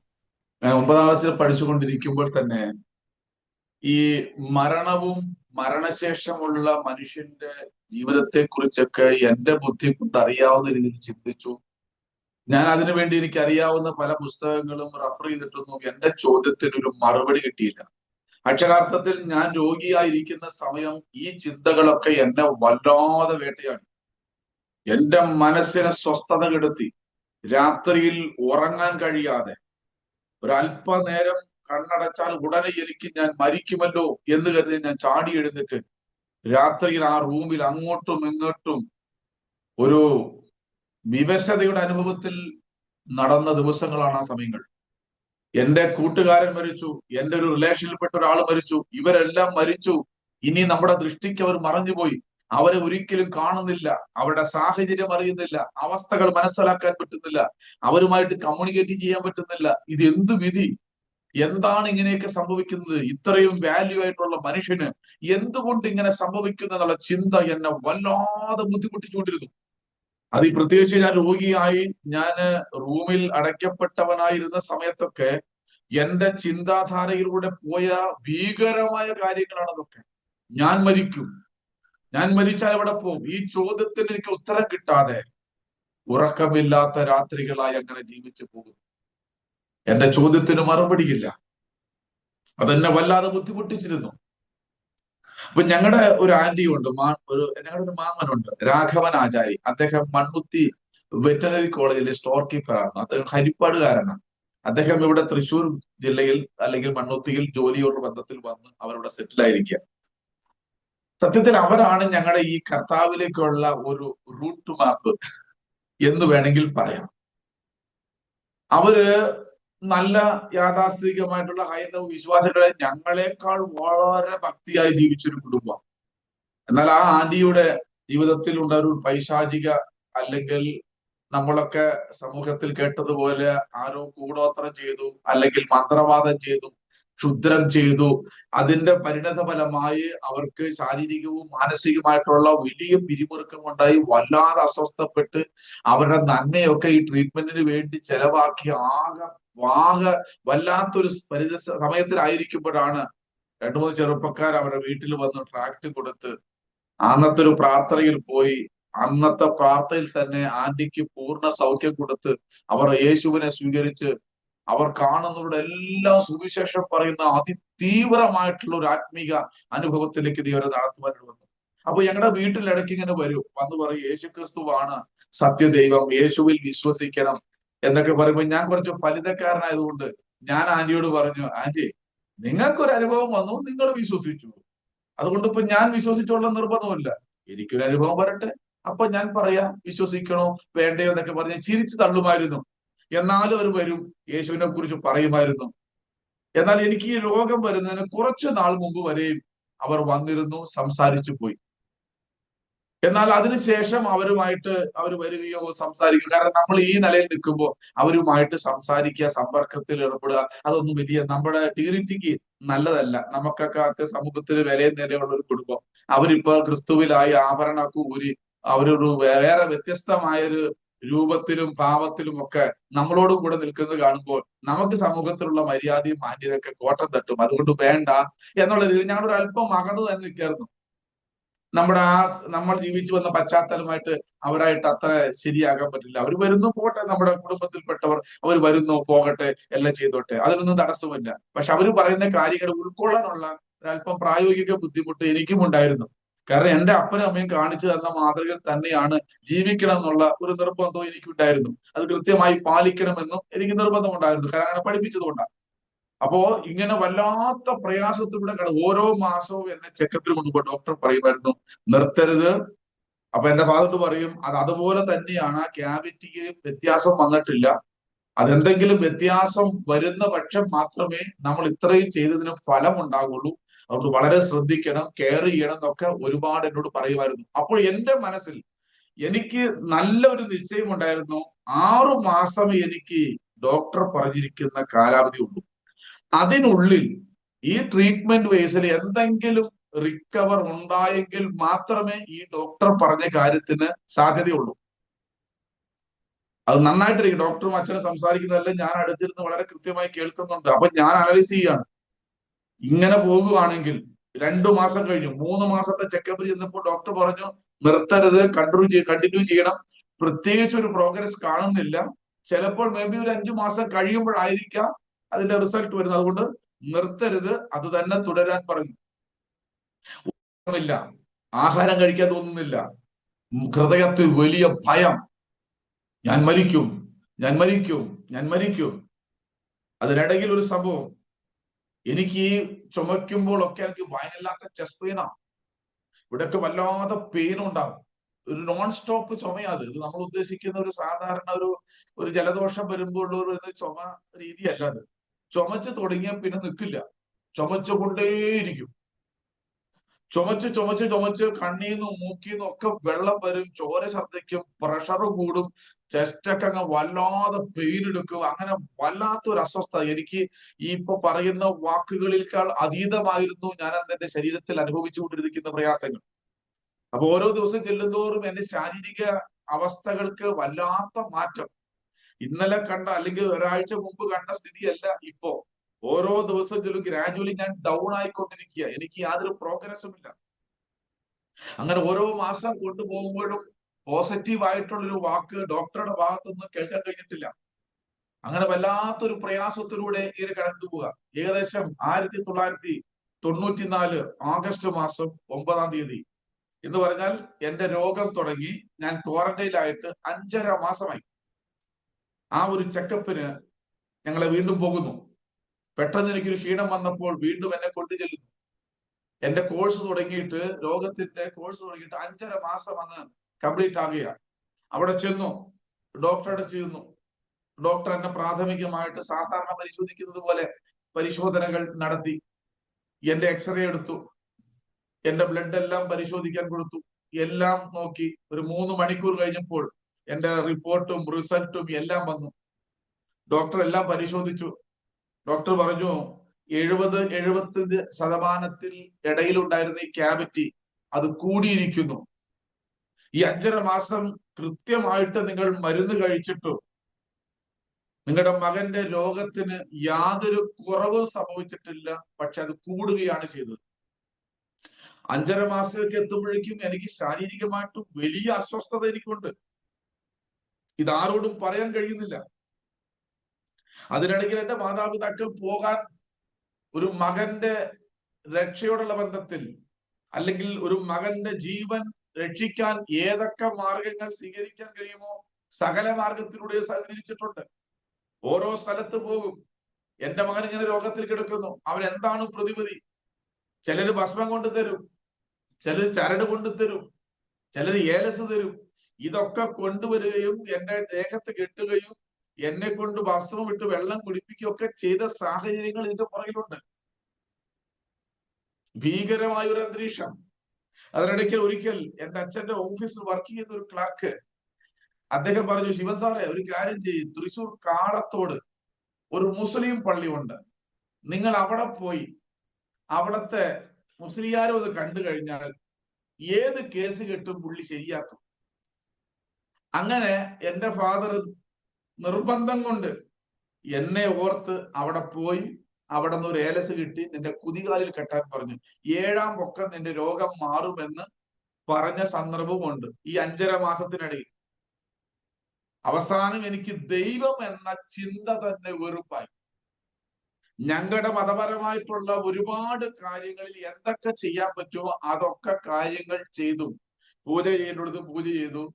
എന്റെ ജാതകം കൊണ്ട് ജ്യോത്സ്യരെ കണ്ടുപിടിച്ചു എന്താണ് പ്രതിവിധി. അതിന് അവർ പറഞ്ഞു നിർദ്ദേശിച്ച പ്രതിവിധികളെല്ലാം കൃത്യമായി ചെയ്തു. പക്ഷേ നമ്മുടെയൊക്കെ വിശ്വാസത്തെ നമ്മൾ തന്നെ ചോദ്യം ചെയ്യേണ്ടി വരിക എന്ന് പറഞ്ഞാൽ അത് വലിയൊരു ബുദ്ധിമുട്ടുള്ള വിഷയമാണ്. ഞാൻ വിശ്വസിച്ചതും ഞാൻ പിന്തുടർന്നതും ഞാൻ ചെയ്തുകൊണ്ടിരിക്കുന്നതുമായ എന്റെ വിശ്വാസത്തിൽ ഞാൻ നിന്നുകൊണ്ട് ചെയ്യുന്ന കാര്യങ്ങൾ എനിക്ക് ഗുണകരമല്ല എന്ന് വരുമ്പോൾ ഞാൻ എന്റെ വിശ്വാസത്തെ ഞാൻ തന്നെ ചോദ്യം ചെയ്യേണ്ടി വന്നു. ഇതെന്തുകൊണ്ട് സംഭവിച്ചു? ഞാൻ എന്റെ ബാല്യം മുതൽ എന്റെ മാതാപിതാക്കൾ പറയുന്ന പോലെ ചെയ്തു. അവരെന്ത് പറയുന്നു അതനുസരിച്ച് ഞങ്ങൾ ചെയ്യുമായിരുന്നു. പിന്നെന്തുകൊണ്ട് എന്റെ ജീവിതത്തിൽ ഇങ്ങനെ അസാധാരണമായ ഒരു സംഭവം സംഭവിച്ചു? എന്തുകൊണ്ട് എനിക്ക് പ്രതിവിധിയില്ല? അങ്ങനെ എല്ലാ നിലകളിലും കാര്യങ്ങൾ ചെയ്തിട്ടും ഒരു പ്രതിവിധിയുമില്ലാതെ ഇരിക്കുന്നതായ സമയമായിരുന്നു ഈ 5.5 മാസം കംപ്ലീറ്റ് ആകുന്ന സമയം. അതിനിടയ്ക്ക് പല സ്ഥലങ്ങളിൽ പല നിലകളിൽ കാര്യങ്ങളൊക്കെ ചെയ്തു. അവസാനം ഡോക്ടറെ അടുത്ത് 5.5 മാസത്തിൽ ചെന്നപ്പോൾ ഡോക്ടർ പറഞ്ഞു, ഇനി ട്രീറ്റ്മെന്റ് വേണ്ട. ഈ ട്രീറ്റ്മെന്റ് കൊണ്ട് ഇവന് യാതൊരു ഫലവുമില്ല. നിങ്ങൾ ഇത്രയും ആയിരക്കണക്കിന് രൂപ പിന്നെ മെഡിസിന് വേണ്ടി മാത്രം ചെലവാക്കുന്നു. ആർസിലെക്സ് എന്നൊരു ക്യാപ്സൂൾ ഉണ്ട്, അത് 3 എണ്ണം കഴിക്കണം ഒരു നേരം. ആ പേരൊന്നും ഞാൻ മറന്നിട്ടില്ല. കാരണം ചില കാര്യങ്ങൾ നമ്മുടെ മനസ്സിൽ നിന്ന് മറക്കാൻ ശ്രമിച്ചാലും അത് മറന്നു പോകുന്നതല്ല. അങ്ങനെ മെഡിസിൻസ് ഒരുപാടുണ്ട്. ഈ മെഡിസിൻ 3 ക്യാപ്സൂൾ 3 എണ്ണം, പിന്നെ ടാബ്ലറ്റ്സ് വേറെ ഉണ്ട്, സിറപ്പ് 2 ടൈപ്പ് ഉണ്ട്. ഇതൊക്കെ അങ്ങ് കുടിച്ചു കഴിയുമ്പോൾ എന്റെ വയറിൽ തീ പിടിച്ച പോലെയാ. ഭക്ഷണം ശരിയായി കഴിക്കുന്നില്ല, ശരിയായി ഉറങ്ങുന്നില്ല. ഈ മരുന്നിന്റെ ഡോസ് എന്റെ ശരീരത്തിൽ ചെന്നിട്ട് ചൂട് പിടിക്കാൻ തുടങ്ങുകയാണ്. എന്റെ കുടലില് ഈ വായിലും കുടലിലും ഒക്കെ പുണ്ണു വന്നു, അൾസർ പോലെ വന്ന് ഇവിടെയൊക്കെ ഇങ്ങനെ വെള്ളം പോലും ഇറക്കാൻ പറ്റാത്ത തൊണ്ടയിലൊക്കെ ഇങ്ങനെ പുണ്ണു വന്ന് വല്ലാതെ അസ്വസ്ഥത, അകത്തും പുറത്തും പ്രശ്നം. അങ്ങനെ ഡോക്ടറെ അടുത്ത് ചെന്ന് എന്തായാലും ഞാൻ മരിക്കും, എന്റെ മനസ്സിൽ തീരുമാനമായി മരിക്കും മരിക്കും മരിക്കും. ഡോക്ടർ എന്റെ ട്രീറ്റ്മെന്റ് ക്ലോസ് ചെയ്തു. ഇനി 15 ദിവസം അല്ലെങ്കിൽ ഇനിയിപ്പോ എന്ത് സംഭവിക്കുമെന്നതിനെ കുറിച്ച് ആർക്കും ഒന്നും പറയാൻ കഴിയില്ല. അതുകൊണ്ട് നിങ്ങൾ മകനെ കൊണ്ട് പോകുക, ഐ ആം വെരി സോറി എന്ന് പറഞ്ഞ അദ്ദേഹം എന്റെ ട്രീറ്റ്മെന്റ് അവിടെ ക്ലോസ് ചെയ്യാണ്. അപ്പൊ ഏകദേശം ഒരു 11:45 12 മണിയായിരുന്നു. തൃശ്ശൂർ കോപ്പറേറ്റീവ് ഹോസ്പിറ്റലിൽ ഞാനും എന്റെ ഫാദറും കൂടെ ഇറങ്ങി ഒരു ഓട്ടോ പിടിച്ച് നേരെ വടക്കേ സ്റ്റാൻഡിൽ വരുന്നു. അവിടെ നിന്ന് ആണ് ഞങ്ങളുടെ വീട്ടിലേക്കുള്ള ബസ് കിട്ടുന്നത്. ആ ബസ് സ്റ്റാൻഡിൽ വന്നു, ഒരു ബസ്സിൽ കയറിയിരുന്നു. അത് ഏത് ബസ്സാണ് ശ്രദ്ധിച്ചില്ല. ഞാൻ എല്ലാം കൊണ്ടും നിരാശനായി എന്റെ മാതാപിതാക്കളെ ഞാൻ വിട്ടുപോകേണ്ടി വരും. എന്റെ കൂടെ പിറന്ന സഹോദരങ്ങളെ വിട്ട് ഞാൻ പോകേണ്ടി വരും. ആർക്കും അറിയാത്തൊരു സ്ഥലത്തേക്ക് ഞാൻ ഇവിടുന്ന് മാറ്റപ്പെടുന്നു. എന്തായിരിക്കും എന്റെ അവസ്ഥ? എന്റെ ഈ പ്രായത്തിൽ ഞാൻ മാറ്റപ്പെട്ട എന്റെ മാതാപിതാക്കൾ എന്നെ ഓർത്ത് ജീവിതകാലം മുഴുവൻ കരയില്ലേ? ഇതൊക്കെ എന്റെ ആ സമയത്ത് എന്റെ മനസ്സിനെ വല്ലാതെ ഞെരുക്കി. ഞാൻ ബസ്സിൽ കയറി അല്പം ഒന്നിങ്ങനെ ചാഞ്ഞു കിടന്നു. ഒരു 10-15 മിനിറ്റ് 20 മിനിറ്റ് കഴിഞ്ഞപ്പോൾ ഞാൻ കണ്ണു തുറന്നപ്പോൾ ബസ് മണ്ണുത്തി വഴി പോകുന്നു. ഞാൻ ഫാദറിനോട് ചോദിച്ചു, എവിടേക്കാ പോകുന്നേ? അപ്പൊ അദ്ദേഹം പറഞ്ഞു, ഇവിടെ അടുത്ത് ഒരു സ്ഥലം വരെ പോകണം എന്ന് പറഞ്ഞു. അപ്പൊ എനിക്ക് മനസ്സിലായി, മണ്ണുത്തി അടുത്ത് നെട്ടിശ്ശേരി എന്നുള്ള സ്ഥലമുണ്ട്, അവിടെയാണ് മാമനും ആന്റിയും താമസിക്കുന്നത്. ഞാൻ വിചാരിച്ചു, എന്റെ അച്ഛൻ ഇത്രയും തീവ്രമായിട്ട് നിന്നൊരാള് എന്തുകൊണ്ട് അവിടേക്ക് പോകുന്നത്? എനിക്ക് അപ്പൊ ഒരു കൺഫ്യൂഷനായി. ചെന്നു, ബസ് ഇറങ്ങി, ഒരു ഓടിട്ട സാധാരണ ഒരു വീട്, ഫ്രണ്ടെല്ലാം ഗ്രില്ല് ചെയ്തിട്ടുണ്ട്. ഞങ്ങൾ അവിടെ ചെന്നു, ഞങ്ങളവിടെ കയറുന്നു. ഡോറ് തുറന്ന് അകത്ത് കയറുമ്പോൾ എന്റെ ജീവിതത്തിൽ ഒരുപാട് പുസ്തകങ്ങൾ ഞാൻ വായിച്ചിട്ടുണ്ട്, പലതും എന്റെ ശ്രദ്ധയിൽ ഞാൻ സൂക്ഷിച്ചിട്ടുണ്ട്. പക്ഷെ അതുവരെ എന്റെ ശ്രദ്ധയിൽപ്പെടാത്ത ഒരു വാക്യം അവരുടെ ചുമരിൽ ഒരു എക്സ്റേ ബോർഡിൽ മൾട്ടി കളറിൽ എഴുതിയിരിക്കുക. അതിങ്ങനെയായിരുന്നു വാക്യം. 34-ാം സങ്കീർത്തനത്തിന്റെ 18-ാം വാക്യം, ഹൃദയം നുറുങ്ങിയവർക്ക് യഹോവ സമീപസ്ഥൻ, മനസ്സു തകർന്നവരെ അവൻ രക്ഷിക്കുന്നു. ഞാനത് വായിച്ചു. അക്ഷരാർത്ഥത്തിൽ ഈ വാക്യവും ഞാനുമായിട്ട് വലിയ കണക്റ്റഡ് ആണെന്ന് മനസ്സിലായി. ഈ അവസ്ഥയാ, എന്റെ എല്ലാം തകർന്നു പോയി. നന്നായിട്ടുണ്ടല്ലോ, ഈ വാക്യം വായിക്കാൻ നല്ല രസമുണ്ടല്ലോ എന്ന് പറഞ്ഞ് ഞങ്ങൾ ആ സോഫയിലിരിക്കുന്നു. ആന്റി വരുന്നു. ആന്റി വന്ന് എന്നെ കണ്ടു നിങ്ങളുടെ വായ പൊത്തി. എന്താ മോനെ നിനക്ക് പറ്റി? എന്താ നിന്റെ കോലം? ഉടനെ എന്റെ ഫാദർ പറഞ്ഞു, നിങ്ങളെ ബിജുവിനാകെ പ്രയാസത്തിലാണ്, അവൻ ഒരു രോഗിയാണ് ഇപ്പോ, ഞങ്ങൾക്ക് എന്ത് ചെയ്യണമെന്ന് അറിയില്ല. അപ്പൊ ആന്റി പറഞ്ഞ മറുപടി, ദൈവത്തിന്റെ ഓരോ പദ്ധതികളെ എന്ന് പറഞ്ഞ് നേരെ അടുക്കളയിൽ പോയി ഒരു ചെറിയ ചായ ഇട്ട് വന്ന് ഒരു ഇളകുന്ന സ്റ്റൂളിൽ ഇരുന്ന് യേശുവിനെ കുറിച്ച് പറയാൻ തുടങ്ങി. എനിക്ക് സത്യം പറഞ്ഞാൽ ആ ആന്റി പറയുന്ന വാക്കുകളെ ഉൾക്കൊള്ളാനുള്ള ആ ഒരു മാനസിക അവസ്ഥയിലല്ലായിരുന്നു ഞാൻ.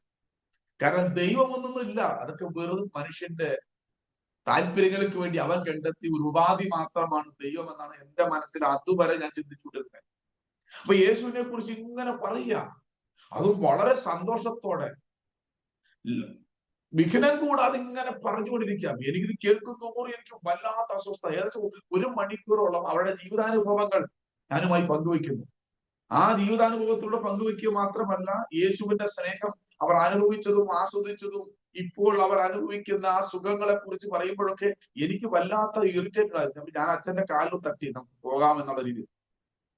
അപ്പൊ അച്ഛനത് കേട്ടുകൊണ്ടിരിക്കുക. അപ്പൊ ഞാൻ അച്ഛൻ എന്ത് ഇത്ര വിദ്യാഭ്യാസമുള്ള, ഇത്ര അറിവുള്ള മനുഷ്യൻ ഇത്ര വിഡ്ഢിയായിട്ട് ഈ കേട്ടുകൊണ്ടിരിക്കേണ്ട വല്ല കാര്യമുണ്ടോ എന്നൊക്കെ എന്റെ മനസ്സിലപ്പോ ചിന്തിച്ചുകൊണ്ടിരിക്കുക. ഇത്രയും അറിവും ബുദ്ധിയും ബോധമുള്ള ഒരു മനുഷ്യൻ ഇവിടെ വന്നിട്ട് ഇത് കേട്ടുകൊണ്ടിരിക്കുക. ഇത് കേട്ടാൽ ഇപ്പൊ എന്താ ആവാൻ പോകുന്നത്? ശരി, അച്ഛനുള്ള ബഹുമാനോട് ഞാൻ ഒന്നും വേണ്ടിയില്ല. കുറെ കഴിഞ്ഞപ്പോ എന്റെ ഭാവമാറ്റം കണ്ടപ്പോൾ ആന്റിക്ക് മനസ്സിലായി ഇവിടെ വലിയ താല്പര്യക്കുറവുണ്ട്. ആന്റി പറഞ്ഞു, ബിജു ഒരു കാര്യം ചെയ്യാം, ഞാൻ നിർത്താം, ഞാൻ നിന്നോട് പറയുന്നില്ല, പക്ഷെ നീ ഒരു കാര്യം ഞാൻ പറഞ്ഞാൽ ചെയ്യുമെന്ന് ചെയ്യാറ്, നിനക്കൊന്ന് മുട്ടുമുട്ടാവെന്ന് ചോദിച്ചു.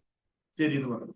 അപ്പൊ മുട്ടുമുട്ടി പ്രാർത്ഥിച്ചാൽ വേഗം പോലോ, വേഗം സ്ഥലം വിടാമെന്നുള്ള ചിന്തയിലാണ് ഞാൻ അങ്ങനെ മുട്ടുമുട്ടിയത്. അത് വിശ്വാസിച്ചിട്ടോ അല്ലെങ്കിൽ പ്രാർത്ഥിച്ചാൽ എനിക്ക് സൗഖ്യം കിട്ടുമോ എന്ന് കരുതിയിട്ടല്ല. ഞാൻ മുട്ടുമുത്തി, ആന്റിയുടെ തലയിൽ കൈവച്ചു. ഒരു പ്രാർത്ഥന, ഇന്ന് വരെ ഞാൻ കേൾക്കാത്ത വരികളായിരുന്നു ആ പ്രാർത്ഥനയിൽ. ഏകദേശം ഒരു 8-9 മിനിറ്റ് ആ പ്രാർത്ഥന നീണ്ടു. പ്രാർത്ഥിച്ചു കഴിഞ്ഞു, ഞാൻ എഴുന്നേറ്റു. എന്നോട് പറഞ്ഞു, വിശ്വസിച്ചാൽ നീ ദൈവത്തിന്റെ മഹത്വം കാണുമെന്ന് പറഞ്ഞു. ഞങ്ങൾ അവിടെ നടന്നു നിന്നു. ഏകദേശം സന്ധ്യയായി. അവിടെ നിന്ന് വർത്താനൊക്കെ പറഞ്ഞ് പ്രാർത്ഥിച്ചു കഴിയുമ്പോൾ ഏകദേശം ഒരു 6 മണി 6 മണിയോടെ അവിടെ ഇറങ്ങി തൃശ്ശൂർ വന്നു. വീണ്ടും ബസ് വിളിച്ചു. ഞങ്ങളുടെ വീടിന്റെ അടുത്ത് ആമ്പലൂരിൽ നിന്ന് ഒരു 3 കിലോമീറ്റർ പോയാൽ മതി, ചിമ്മിനി ഡാം റൂട്ടിലാണ് എന്റെ വീട്. ബസ് ഇറങ്ങി ഒരു 200 മീറ്റർ ടാർ റോഡ് തന്നെയാണ്, ഒരല്പം കൂടെ നടക്കണം എന്ന് പറഞ്ഞാൽ 8:30 ഞങ്ങൾ ബസ് ഇറങ്ങുന്നു. 8:30 മുതൽ 9 മണി വരെ ലോഡ് ഷെഡിങ് ടൈം, കറണ്ട് ഇല്ല. ഞങ്ങൾ വന്ന് ബസ് ഇറങ്ങുന്നു, കറണ്ട് പോകുന്നു. ഞാൻ ഫാദറും കൂടെ കുറച്ചു ദൂരം മുമ്പോട്ട് നടക്കുന്നു. കുറച്ചു ദൂരം മുമ്പോട്ട് നടക്കുമ്പോൾ എനിക്ക് വല്ലാത്ത ചുമ വരുന്നു. ഒരു നോൺ സ്റ്റോപ്പ് ചുമ. ചുമച്ച് ചുമച്ച് ചുമച്ച് ചോരങ്ങ് ഛർദ്ദിക്കാൻ തുടങ്ങി. എന്റെ ഷർട്ടിലും പാൻസിലെല്ലാം ബ്ലഡായി. എന്റെ തൊണ്ടയൊക്കെ വരളാൻ തുടങ്ങി. എന്റെ ഭയം, ഞാൻ മരിക്കുമെന്നുള്ളൊരു ഭയം അകത്ത് കിടക്കുന്നു. വല്ലാതെ എന്നത് കാർന്നു തിന്നുകൊണ്ടിരിക്കുന്നു. ശാരീരികമായി ഞാൻ വളരെ വീക്കാണ്, വളരെ അസ്വസ്ഥനാണ്. ഇതെല്ലാം കൂടി വന്ന് വല്ലാത്തൊരു പരുവത്തിലായി ഞാൻ വേഗം എന്റെ ഫാദറിന്റെ തോളിൽ കൈയിട്ടു. എന്നെ എവിടെയെങ്കിലും ഒന്ന് ഇരുത്തണമെന്ന് പറഞ്ഞു. അപ്പൊ ആ ബസ് സ്റ്റോപ്പില് ഒരു പബ്ലിക് ഫണ്ടിന്റെ ഒരു കല്ലുകൊണ്ട് ഉണ്ടാക്കിയ ഒരു സംഭവമുണ്ട്. അതിൽ കൊണ്ട് എന്നെ ഇരുത്തി. അപ്പൊ ബസ് സ്റ്റോപ്പിൽ ബസ് കയറാൻ 1-2 പേര് അവിടെ നിൽപ്പുണ്ട്. അവരെന്നെ ശ്രദ്ധിക്കുന്നുണ്ട്. അപ്പൊ എന്റെ ചുണ്ടിൽ നിന്നും ഇവിടേക്കൊക്കെ ബ്ലഡ് വീണ്. അപ്പൊ അവർ കരുതി ഞാൻ എവിടെയും വീണിട്ട് എന്റെ വായിൽ പൊട്ടി ചോര വന്നതാണെന്ന് കരുതി. ഞാൻ എന്റെ ഫാദറിനോട് പറഞ്ഞു, എനിക്കൊരല്പം വെള്ളം വേണം. തൊട്ടടുത്ത് എന്നെ 8ാം ക്ലാസ്സിൽ ഹിന്ദി പഠിപ്പിച്ച അധ്യാപകൻ ആ ബസ് സ്റ്റോപ്പിൽ തന്നെ ഒരു വീടാണ്. എന്റെ ഫാദർ അവിടെ വെള്ളം മേടിക്കാൻ പോകും. ഞാൻ അവിടെ നിരാശനായി, സ്തബ്ധനായി. അടുത്ത സെക്കൻഡിൽ എന്റെ ജീവിതത്തിൽ എന്ത് സംഭവിക്കുമെന്നറിയാതെ ഞാൻ ഇങ്ങനെ നെടുവീർപ്പിടാൻ പോലും ഭയപ്പെട്ടിരിക്കുമ്പോൾ എന്റെ ഉള്ളിൽ ഞാൻ ആവശ്യപ്പെടാതെ തന്നെ എന്നോട് ഒരു ചോദ്യം, നിന്റെ അച്ഛൻ, നിന്റെ ഗ്രാൻഡ് ഫാദറിന്റെ മൂത്ത മകൻ, നിങ്ങളുടെ കുടുംബ ദൈവം ശിവനല്ലേ? നിന്റെ അപ്പൻ മൂത്ത മകനായിട്ട് ആ ശിവൻ എന്ന ദൈവത്തിന് അടിമ വച്ചതല്ലേ നിന്റെ ഫാദറിനെ?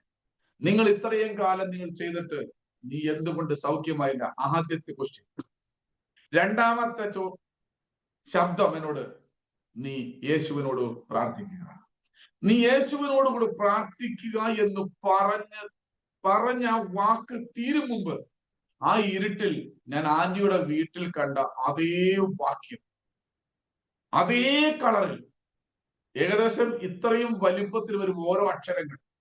ഞാൻ അത് ഇരുട്ടിൽ ഞാൻ വായിക്കുന്നു. ഈ വായിക്കുന്നത് എനിക്ക് മാത്രമേ കാണുന്നുള്ളൂ. ഞാൻ ആ ബസ് സ്റ്റോപ്പിൽ ഇരിക്കുന്നു, അച്ഛൻ വെള്ളം വാങ്ങാൻ പോയി ആ ജസ്റ്റ് ഒരു 2 മിനിറ്റ്സിന്റെ ഗ്യാപ്പ്. അപ്പൊ എന്റെ മനസ്സിൽ ഇങ്ങനെ പറയുക, നീ യേശുവിനോട് പ്രാർത്ഥിക്കേ. എനിക്ക് പരിചയമില്ല, ഞാൻ എവിടെയും പോയിട്ടില്ല, ഞാൻ പള്ളികളിൽ പോയിട്ടുണ്ട്.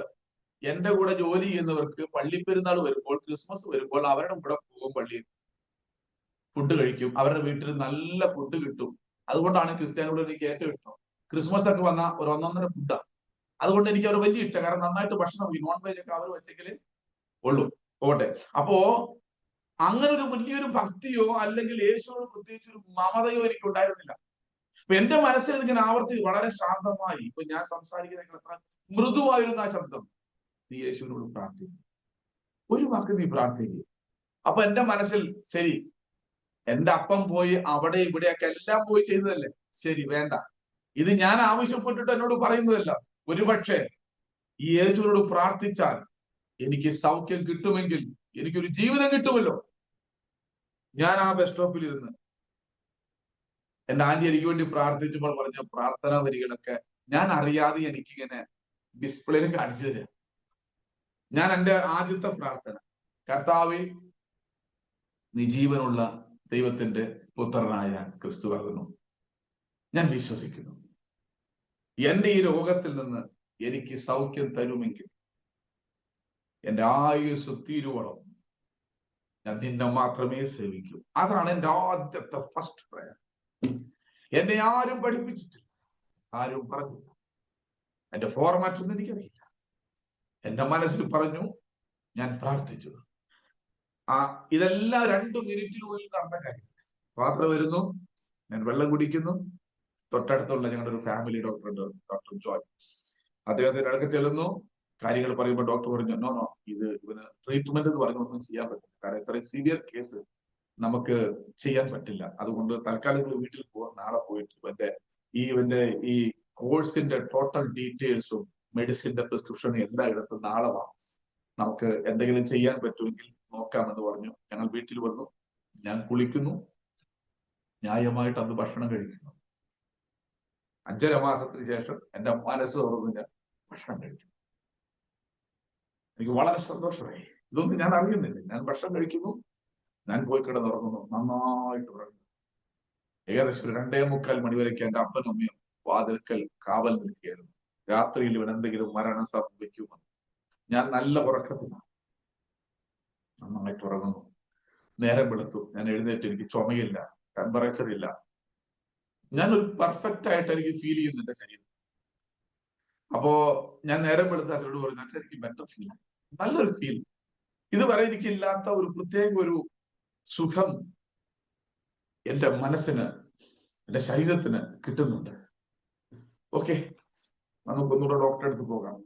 അപ്പൊ ഇന്നലെ എടുത്ത എക്സ്റേയും ബ്ലഡ് റിപ്പോർട്ടും യൂറിൻ റിപ്പോർട്ടും എന്റെ കംപ്ലീറ്റ് കാര്യങ്ങളും എന്റെ ട്രീറ്റ്മെന്റ് ക്ലോസ് ചെയ്തതിന്റെ ഡോക്ടർ ലെറ്റർ ഹെഡിൽ എഴുതിയ കാര്യങ്ങളെല്ലാം എടുത്ത് ചെന്നു. ഡോക്ടറിനോട് ഇരിക്കാൻ പറഞ്ഞു, വിശേഷങ്ങളൊക്കെ ചോദിച്ചു. അപ്പൊ അച്ഛൻ പറഞ്ഞു, ഇന്നലെ രാത്രി മുതൽ ഇവർ നല്ല ഒരു മാറ്റമുണ്ട് സാറേ. അങ്ങനെ വരാൻ സാധ്യതയില്ലല്ലോ. ഇന്നലെ നമ്മൾ എക്സ്റേ എടുത്തല്ല, എക്സ്റേ ക്യാവിറ്റിയുടെ റൂട്ടൊക്കെ ഞാൻ കൃത്യമായിട്ട് കാണിച്ചു തന്നല്ലേ. ഒറ്റ രാത്രി കൊണ്ട് അങ്ങനെ മാറാൻ സാധ്യതയില്ലല്ലോ. ഒരു കാര്യം ചെയ്യും, നിങ്ങൾ എക്സ്റേ എടുക്കുക. അപ്പൊ ഞങ്ങള് ഇന്നലെ കൊണ്ടുവന്ന എല്ലാ റിപ്പോർട്ട്സും ഡോക്ടറെ മേശപ്പുറത്ത് വെച്ചിരിക്കുക. അപ്പോൾ എക്സ്റേ എടുക്കുന്നു, എന്റെ ബ്ലഡ് യൂറിൻ പരിശോധിക്കുന്നു, ബ്ലഡ് പരിശോധിക്കുന്നു, എല്ലാ റിപ്പോർട്ടുമായിട്ട് ചില മണിക്കൂറുകളിലേക്ക് വരുന്നു, വന്നിരിക്കുന്നു. ആദ്യം ഇന്നലത്തെ എക്സ്റേ ലൈറ്റ് ബോർഡിൽ ഇടുന്നു, ഓൺ ചെയ്യുന്നു, നോക്കുന്നു, എടുക്കുന്നു, ഇന്നത്തെ എക്സ്റേ ഇടുന്നു. ഇതൊക്കെ 2-3 പ്രാവശ്യം ഇങ്ങനെ മാറ്റി. അപ്പൊ ഇന്നലത്തെ എക്സ്റേയിൽ പുള്ളി സ്കെച്ച് കൊണ്ട് ആ ക്യാവിറ്റി ഉള്ളതൊക്കെ വരച്ചു തന്നിരുന്നു. അതേ എക്സ്റേ തന്നെയാണ്. പിറ്റേ ദിവസം ചെല്ലുന്നു, ഇതിങ്ങനെ മാറ്റി ഇട്ടിട്ട്, അപ്പൊ ഞങ്ങൾ ഇങ്ങനെ അഭിമുഖമായിട്ടിരിക്കുക. അദ്ദേഹം എന്നെ ഒരു അടുത്തിരുത്തി, അടുത്തിരുത്തി റിപ്പോർട്ട് പരിശോധിച്ചപ്പോൾ ഇന്നത്തെ റിപ്പോർട്ടും തമ്മിൽ ഒരിക്കലും പൊരുത്തപ്പെടുന്നില്ല. ഒരിക്കലും പൊരുത്തപ്പെടാത്ത രണ്ട് റിസൾട്ട്. എന്നെ നോക്കി ബിജു ശിവൻ, എന്റെ പേര് കൃത്യമായിട്ട് അറിയാം, കാരണം എല്ലാ മാസം പോകുന്നുണ്ട്, അദ്ദേഹത്തിന് കൃത്യമായിട്ട് അറിയാം. മാറ്റി മാറ്റി നോക്കി എന്നെ അടുത്തിരുന്ന് എന്റെ തോളത്ത് കൈയിട്ടിട്ട് അദ്ദേഹം, എന്ത് നിനക്ക് സംഭവിച്ചു? അപ്പൊ ഞാൻ പറഞ്ഞു, പെട്ടെന്ന് എനിക്ക് കാര്യങ്ങളൊന്നും അദ്ദേഹത്തോട് പറയാൻ കഴിയുന്ന ഒരു മൈൻഡ് സെറ്റപ്പിലല്ലായിരുന്നു. വീണ്ടും ചോദിച്ചു, സോ നിനക്ക് എന്ത് സംഭവിച്ചേ? എന്തോ നിനക്ക് സംഭവിച്ചിട്ടുണ്ട്, നീ ഇത് പറയാൻ പറഞ്ഞു. അപ്പൊ ഞാൻ പറഞ്ഞു, ഡോക്ടറെ, ഇന്നൊരു 8:30 ഞാൻ യേശുവിനോടൊന്ന് പ്രാർത്ഥിച്ചായിരുന്നു കേട്ടോ. അപ്പൊ ഒരു സ്ക്വയർ ടൈപ്പില് സ്പെക്സാ വെച്ചിരിക്കുന്നത് അദ്ദേഹം, ബ്ലാക്ക് അല്ല. അദ്ദേഹത്തിന്റെ ഈ നോസ് ബെഡ് ഉണ്ടല്ലോ, അതിന്റെ അവിടെ ഇങ്ങനെ ചെമ്പ് കളറില് ക്ലാവ് പിടിച്ചിട്ടുണ്ട്. അദ്ദേഹത്തിന്റെ കണ്ണിൽ നിന്ന് ഇങ്ങനെ കണ്ണു. ഞാൻ അദ്ദേഹം ശ്രദ്ധിച്ചു, ഇദ്ദേഹം ഇതിനെ കരയുന്നു. അപ്പൊ അദ്ദേഹത്തിന്റെ പേര് നോക്കി, ബിജു ശിവൻ. അദ്ദേഹത്തിന്റെ ടേബിളിൽ എഴുതിയുണ്ടോ, ഡോക്ടർ, പേര് എഴുതിയിരിക്കാൻ. അപ്പൊ അദ്ദേഹം നോക്കിയിട്ട് പറഞ്ഞു, നീ എപ്പോഴാ പ്രാർത്ഥിച്ചേ? ഞാൻ ഒരു 8:30 ഡോക്ടർ പൗലോസ് പറഞ്ഞ പേര് എഴുതി നെയ്മ് വെച്ചിട്ടുണ്ട്, ഞാൻ പ്രാർത്ഥിച്ചിരുന്നു പറഞ്ഞു. അപ്പൊ അദ്ദേഹം എന്റെ തോളത്ത് തൊട്ടിട്ട് ആ നിറകണ്ണോട് എന്ന് പറഞ്ഞു, നിനക്ക് പോകാം, നിന്റെ ശരീരത്തിൽ അങ്ങനെ രോഗത്തിന്റെ യാതൊരു സിംറ്റംസും ഇപ്പൊ ഇല്ല. അങ്ങനെ ഒരു സിംറ്റംസ് നിനക്കില്ല, നീ ഇപ്പോൾ രോഗി അല്ല. ഇത് കേട്ടപ്പോൾ എനിക്ക് ഇരുളാണോ പകലാണോ, എനിക്ക് എന്താ ഇങ്ങനെ സംഭവിച്ചത്? ഞാൻ സ്നേഹിച്ചിട്ടേ ഇല്ല യേശുവിനെ. ഞാൻ സ്നേഹിക്കാത്ത യേശു എന്നെ സൗഖ്യമാക്കണമെങ്കിൽ ആ യേശുവിന് എന്നോടുള്ള സ്നേഹം എത്ര വലുതായിരിക്കണമെന്ന് ഒരു സെക്കൻഡ് എന്റെ മനസ്സിൽ കയറി. ഞാൻ സ്നേഹിച്ചിട്ടില്ല, എന്നെ സ്നേഹിക്കാനായി ഞാൻ ഒന്നും ചെയ്തിട്ടുമില്ല. അങ്ങനെ ഇരിക്കുന്ന ഒരാൾ എന്നെ സ്നേഹിക്കുകയും എന്നെ സൗഖ്യമാക്കുകയും എനിക്കൊരു പുതിയ ജീവൻ തരികയും ചെയ്യുന്നത് എന്നെ സംബന്ധിച്ചോളം എന്റെ എല്ലാ ചോദ്യത്തിന്റെ ഒരു ഉത്തരമായിരുന്നു. അപ്പൊ എന്റെ ഫാദർ ചോദിച്ചു, നീ എപ്പോഴാ പ്രാർത്ഥിച്ച? അതൊക്കെ നമുക്ക് പിന്നെ സംസാരിക്കാം. ഞാൻ ഡോക്ടറിനോട് നന്ദി പറഞ്ഞിട്ട് ഡോക്ടർ സന്തോഷം പറഞ്ഞു, മോനെ നീ ധൈര്യമായിട്ട് പൊക്കോ, നിനക്ക് ആ പ്രശ്നത്തിന്റെ ബുദ്ധിമുട്ടിന് ഒരിക്കലും ജീവിതത്തിൽ ഉണ്ടാക്കാൻ സാധ്യത, ഒരു 50 വർഷം സുഖമായിട്ട് ജീവിക്കും എന്ന് പറഞ്ഞ് ആശംസയും പറഞ്ഞ് എന്നെ പറഞ്ഞു വിട്ടു. സ്കൂളിൽ ഹോസ്പിറ്റലിൽ നിന്ന് ഇറങ്ങി ഞാൻ പറഞ്ഞു, അച്ഛൻ വീട്ടിലേക്ക് വിട്ടോ, ഞാൻ വരാം. നേരെ ഞാൻ ബസ് പിടിച്ചു, മണത്തിൽ പോയി. ആഗസ്റ്റ് മാസം 10, 94 ആഗസ്റ്റ് മാസം 10-ാം തീയതി 1 മണി. അവിടെ ചെന്ന വഴിക്ക് ഞാൻ ആന്റീനെ എന്നെ വട്ടം പിടിച്ചു. ആന്റി എന്റെ രഹസ്യനോട് പറയണം, ഞാൻ എങ്ങനെ സൗഖ്യമായി, എനിക്കതറിയാം, എന്റെ കാരണം എന്താ? ഇന്നലെ കേൾക്കാൻ വിസമ്മതിച്ച ഞാൻ വളരെ ക്യൂരിയോസിറ്റിയോട് എനിക്ക് കേൾക്കണം. മണിക്കൂറുകളോളം എന്നോട് യേശുവിനെ കുറിച്ച് പറഞ്ഞു. ഞാൻ ഇരുന്ന് ഇങ്ങനെ കരയുകയാണ്. ഇന്നലെ വിമർശിച്ച് കടന്നുപോയ അതേ സ്ഥലത്തിരുന്നു കൊണ്ട് ഞാൻ ഇങ്ങനെ കരയുക. എന്റെ കണ്ണിൽ നിന്ന് കണ്ണുനീര് വന്നുകൊണ്ടിരിക്കുന്നത്, നിർത്താൻ പറ്റുന്നില്ല. യേശുവിനെ കുറിച്ച് ഒത്തിരി പറയും. എന്റെ മനസ്സിൽ അങ്ങനെ പതിഞ്ഞു, കല്ലിൽ കുത്തിവെച്ചതുപോലെയായിരുന്ന വാക്കുകൾ അങ്ങനെ പതിഞ്ഞു. അപ്പൊ ചോദിച്ചു, ഞാൻ എന്ത് ചെയ്യണം? നീ യേശുവിനെ രക്ഷകനായി സ്വീകരിക്കണം. ഞാൻ എന്തിനും തയ്യാറാണ്. ആന്റി എന്ത് പറഞ്ഞാലും ഞാനിപ്പോ ചെയ്യാനുള്ള ഒരു പക്വതയിലേക്ക് ഞാൻ എത്തിക്കഴിഞ്ഞ. ഇത്ര എന്നെ സ്നേഹിക്കുന്ന ഒരാള് ഈ ഭൂമിയിൽ സ്വർഗത്തിൽ ഉണ്ടെന്നുള്ളത് എനിക്ക് ഇപ്പോഴറിയുന്നത്. ഞാൻ വായിച്ച പുസ്തകത്തിലൊന്നും ഈ യേശുവിനെ കണ്ടില്ല. ഞാൻ പലരോടും ചോദിച്ചു, അവരാരും പറഞ്ഞു തന്നില്ല യേശുവിനെ. അന്ന് ഞാൻ മുട്ടുമുടക്കുന്നു. എന്റെ ജീവിതത്തിന്റെ അന്ത്യശ്വാസം വരെ യേശുവിന് വേണ്ടി ജീവിക്കാൻ ഞാൻ സറണ്ടർ ചെയ്യുന്നു.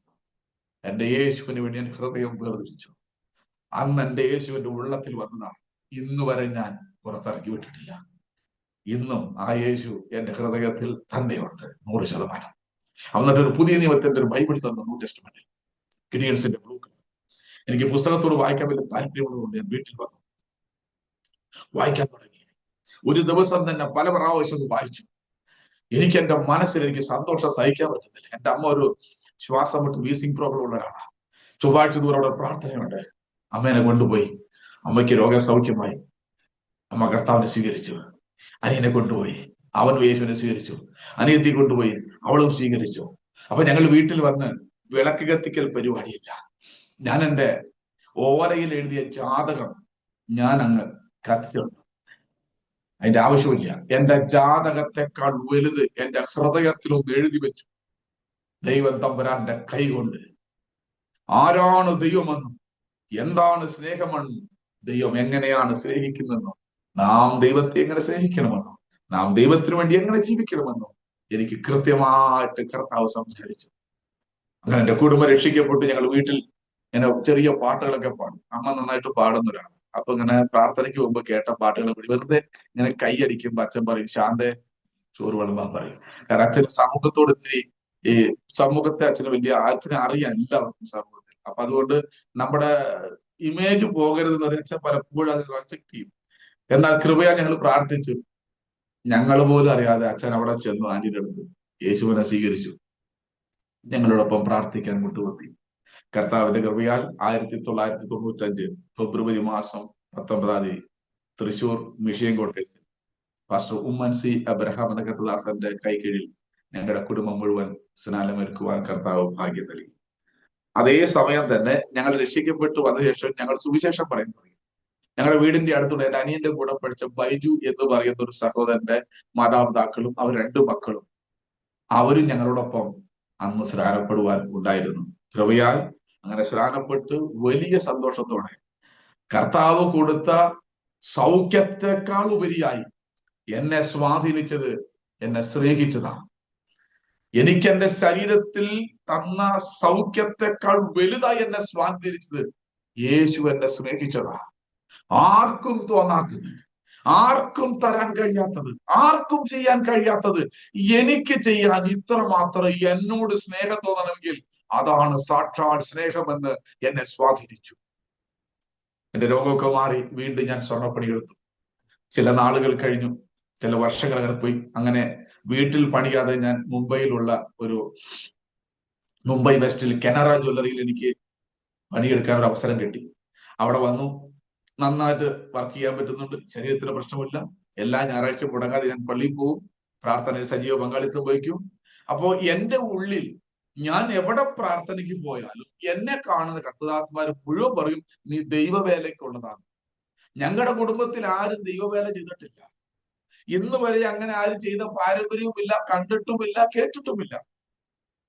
എന്നാൽ കർത്താവിന്റെ ആത്മാവ് കർത്തദാസന്മാരോട് എന്നോട് സംസാരിച്ചുകൊണ്ടിരുന്നു, നീ കർത്താവിന്റെ വേലയ്ക്കുള്ള. എനിക്കറിയത്തില്ല, കാരണം എനിക്ക് അങ്ങനെ ഒരു പരിചയമില്ലാത്തത് കൊണ്ട് ഞാൻ അതിനെ ഭയപ്പെട്ടിരുന്നു. പേഴ്സണലായിട്ട് ഞാൻ പലരോടും യേശുവിനെ പങ്കുവയ്ക്കുന്നു, ട്രാക്ട് കൊടുക്കുന്നു എന്നല്ലാതെ കഴിഞ്ഞ് എനിക്കൊരു ഉപദേശിയാകാനോ പ്രസംഗിക്കാനോ എനിക്ക് പ്രാപ്തിയില്ലെന്ന് സ്വയം ബോധ്യമുള്ള ഒരു വ്യക്തിയായിരുന്നു.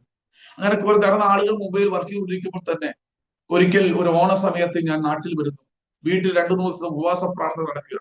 നിങ്ങളുടെ സമയങ്ങളിലൊക്കെ ഞാൻ വീട്ടിൽ വരാറുണ്ട്. വന്ന് പ്രാർത്ഥന നടക്കുമ്പോൾ, ആ പ്രാർത്ഥന നടന്നുകൊണ്ടിരിക്കുമ്പോൾ ഞാൻ അറിയാതെ എന്റെ ഉള്ളത്തിൽ നീ ദൈവവേലയ്ക്കായി വേർതിരിക്കണം. കാരണം ഞാൻ അന്ന് ആ ബസ് സ്റ്റോപ്പിൽ വെച്ച് കേട്ട അതേ ശബ്ദം തന്നെ, അതേ രീതിയിൽ എന്നോട് പറയാം, നീ വേർതിരിക്കപ്പെടണം. എനിക്ക് വല്ലാത്തൊരു കൺഫ്യൂഷനായി. 2-ാം ദിവസം സംസാരിക്കുന്നത്, 3-ാം ദിവസത്തെ പ്രാർത്ഥന എനിക്ക് വല്ലാത്തൊരു അസ്വസ്ഥ. ഞാൻ പറഞ്ഞു, ഗൈസ്, ഐ വിൽ സറണ്ടർ. ഞാൻ എന്നെ സമർപ്പിക്കുക. കർത്താവ് നീ പറയുന്നത് എന്തോ അത് ചെയ്യാൻ എന്റെ മനസ്സിനെ ഒന്ന് പാകപ്പെടുത്തി തരണമെന്ന് പറഞ്ഞു. അപ്പൊ ഞാൻ ചില മാസങ്ങൾക്ക് മുമ്പ് എനിക്ക് കുവൈറ്റിൽ പോകാൻ വലിയ താല്പര്യമായിരുന്നു. എൻ്റെ ഒരു ഫ്രണ്ട് കുവൈറ്റിൽ പോകാനായിട്ട്, അതായത് അവർ അമേരിക്കൻ ഡയമണ്ട് ഫിറ്റർ കമ്പനിയാണ്, അത് എക്സ്പോർട്ടിംഗ് ആണ് അവർ ചെയ്യുന്നത്. അപ്പോൾ ഡയമണ്ട് ഫിറ്റർ ആയിട്ട് അല്ലെങ്കിൽ സ്റ്റോൺ ഫിറ്റർ ആയിട്ട് എനിക്കൊരു വേക്കൻസി ഉണ്ടെന്ന് പറഞ്ഞു. അങ്ങനെ എന്റെ സ്നേഹിതൻ പോയി പരിചയപ്പെടുത്തി. അവർ 2 പ്രാവശ്യം വന്നു, ഇന്റർവ്യൂ കഴിഞ്ഞു. ഞാൻ അത് കൊടുത്തിട്ടിരിക്കുക. ഏത് വിധേയം കുവൈറ്റിൽ പോകണം, ഒരു 5 വർഷം അവിടെ ജോലി ചെയ്യണം, കിട്ടുന്ന പൈസ കൊണ്ട് നാട്ടിൽ വന്ന് ഒരു ചെറിയ ജ്വല്ലറി തട്ടിക്കൂട്ടി പരിപാടി അങ്ങ് സെറ്റപ്പ് ചെയ്യണം എന്റെ മനസ്സിൽ പ്ലാൻ ചെയ്തത്. ഞാൻ നാട്ടിൽ വന്നു, ഉപവാസ പ്രാർത്ഥനയിൽ ഞാൻ സറണ്ടർ ചെയ്തു, തീരുമാനിച്ചു. ഞാൻ അവിടെ ചെന്ന് ഒരാഴ്ച കഴിഞ്ഞപ്പോൾ എനിക്ക് വിസ വരുന്നു.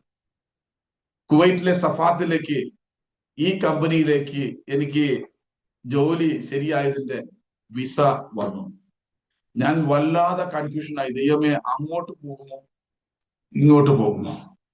എനിക്ക് വല്ലാത്ത അസ്വസ്ഥത. അപ്പൊ എന്റെ സ്നേഹിതൻ ജോൺസൺ അവനോട് പറഞ്ഞു, അവൻ ജനിച്ചു വളർന്നതെല്ലാം പെന്തക്കോസ്തിൽ. അവൻ പറഞ്ഞു, ബിജു, നീ മണ്ടത്തരം കാണിക്കും. നീ ഇപ്പൊ ഒരു കാര്യം ചെയ്യുക, കുവൈറ്റിൽ പോവുക, ഒരു 5 വർഷം നീ ജോലി ചെയ്ത് 10 രൂപ സമ്പാദിച്ചിട്ട് നീ സുവിശേഷങ്ങളിലേക്ക് ഇറങ്ങുകയാണെങ്കിൽ നിനക്ക് സ്റ്റാൻഡേർഡ് ഉണ്ടാവും.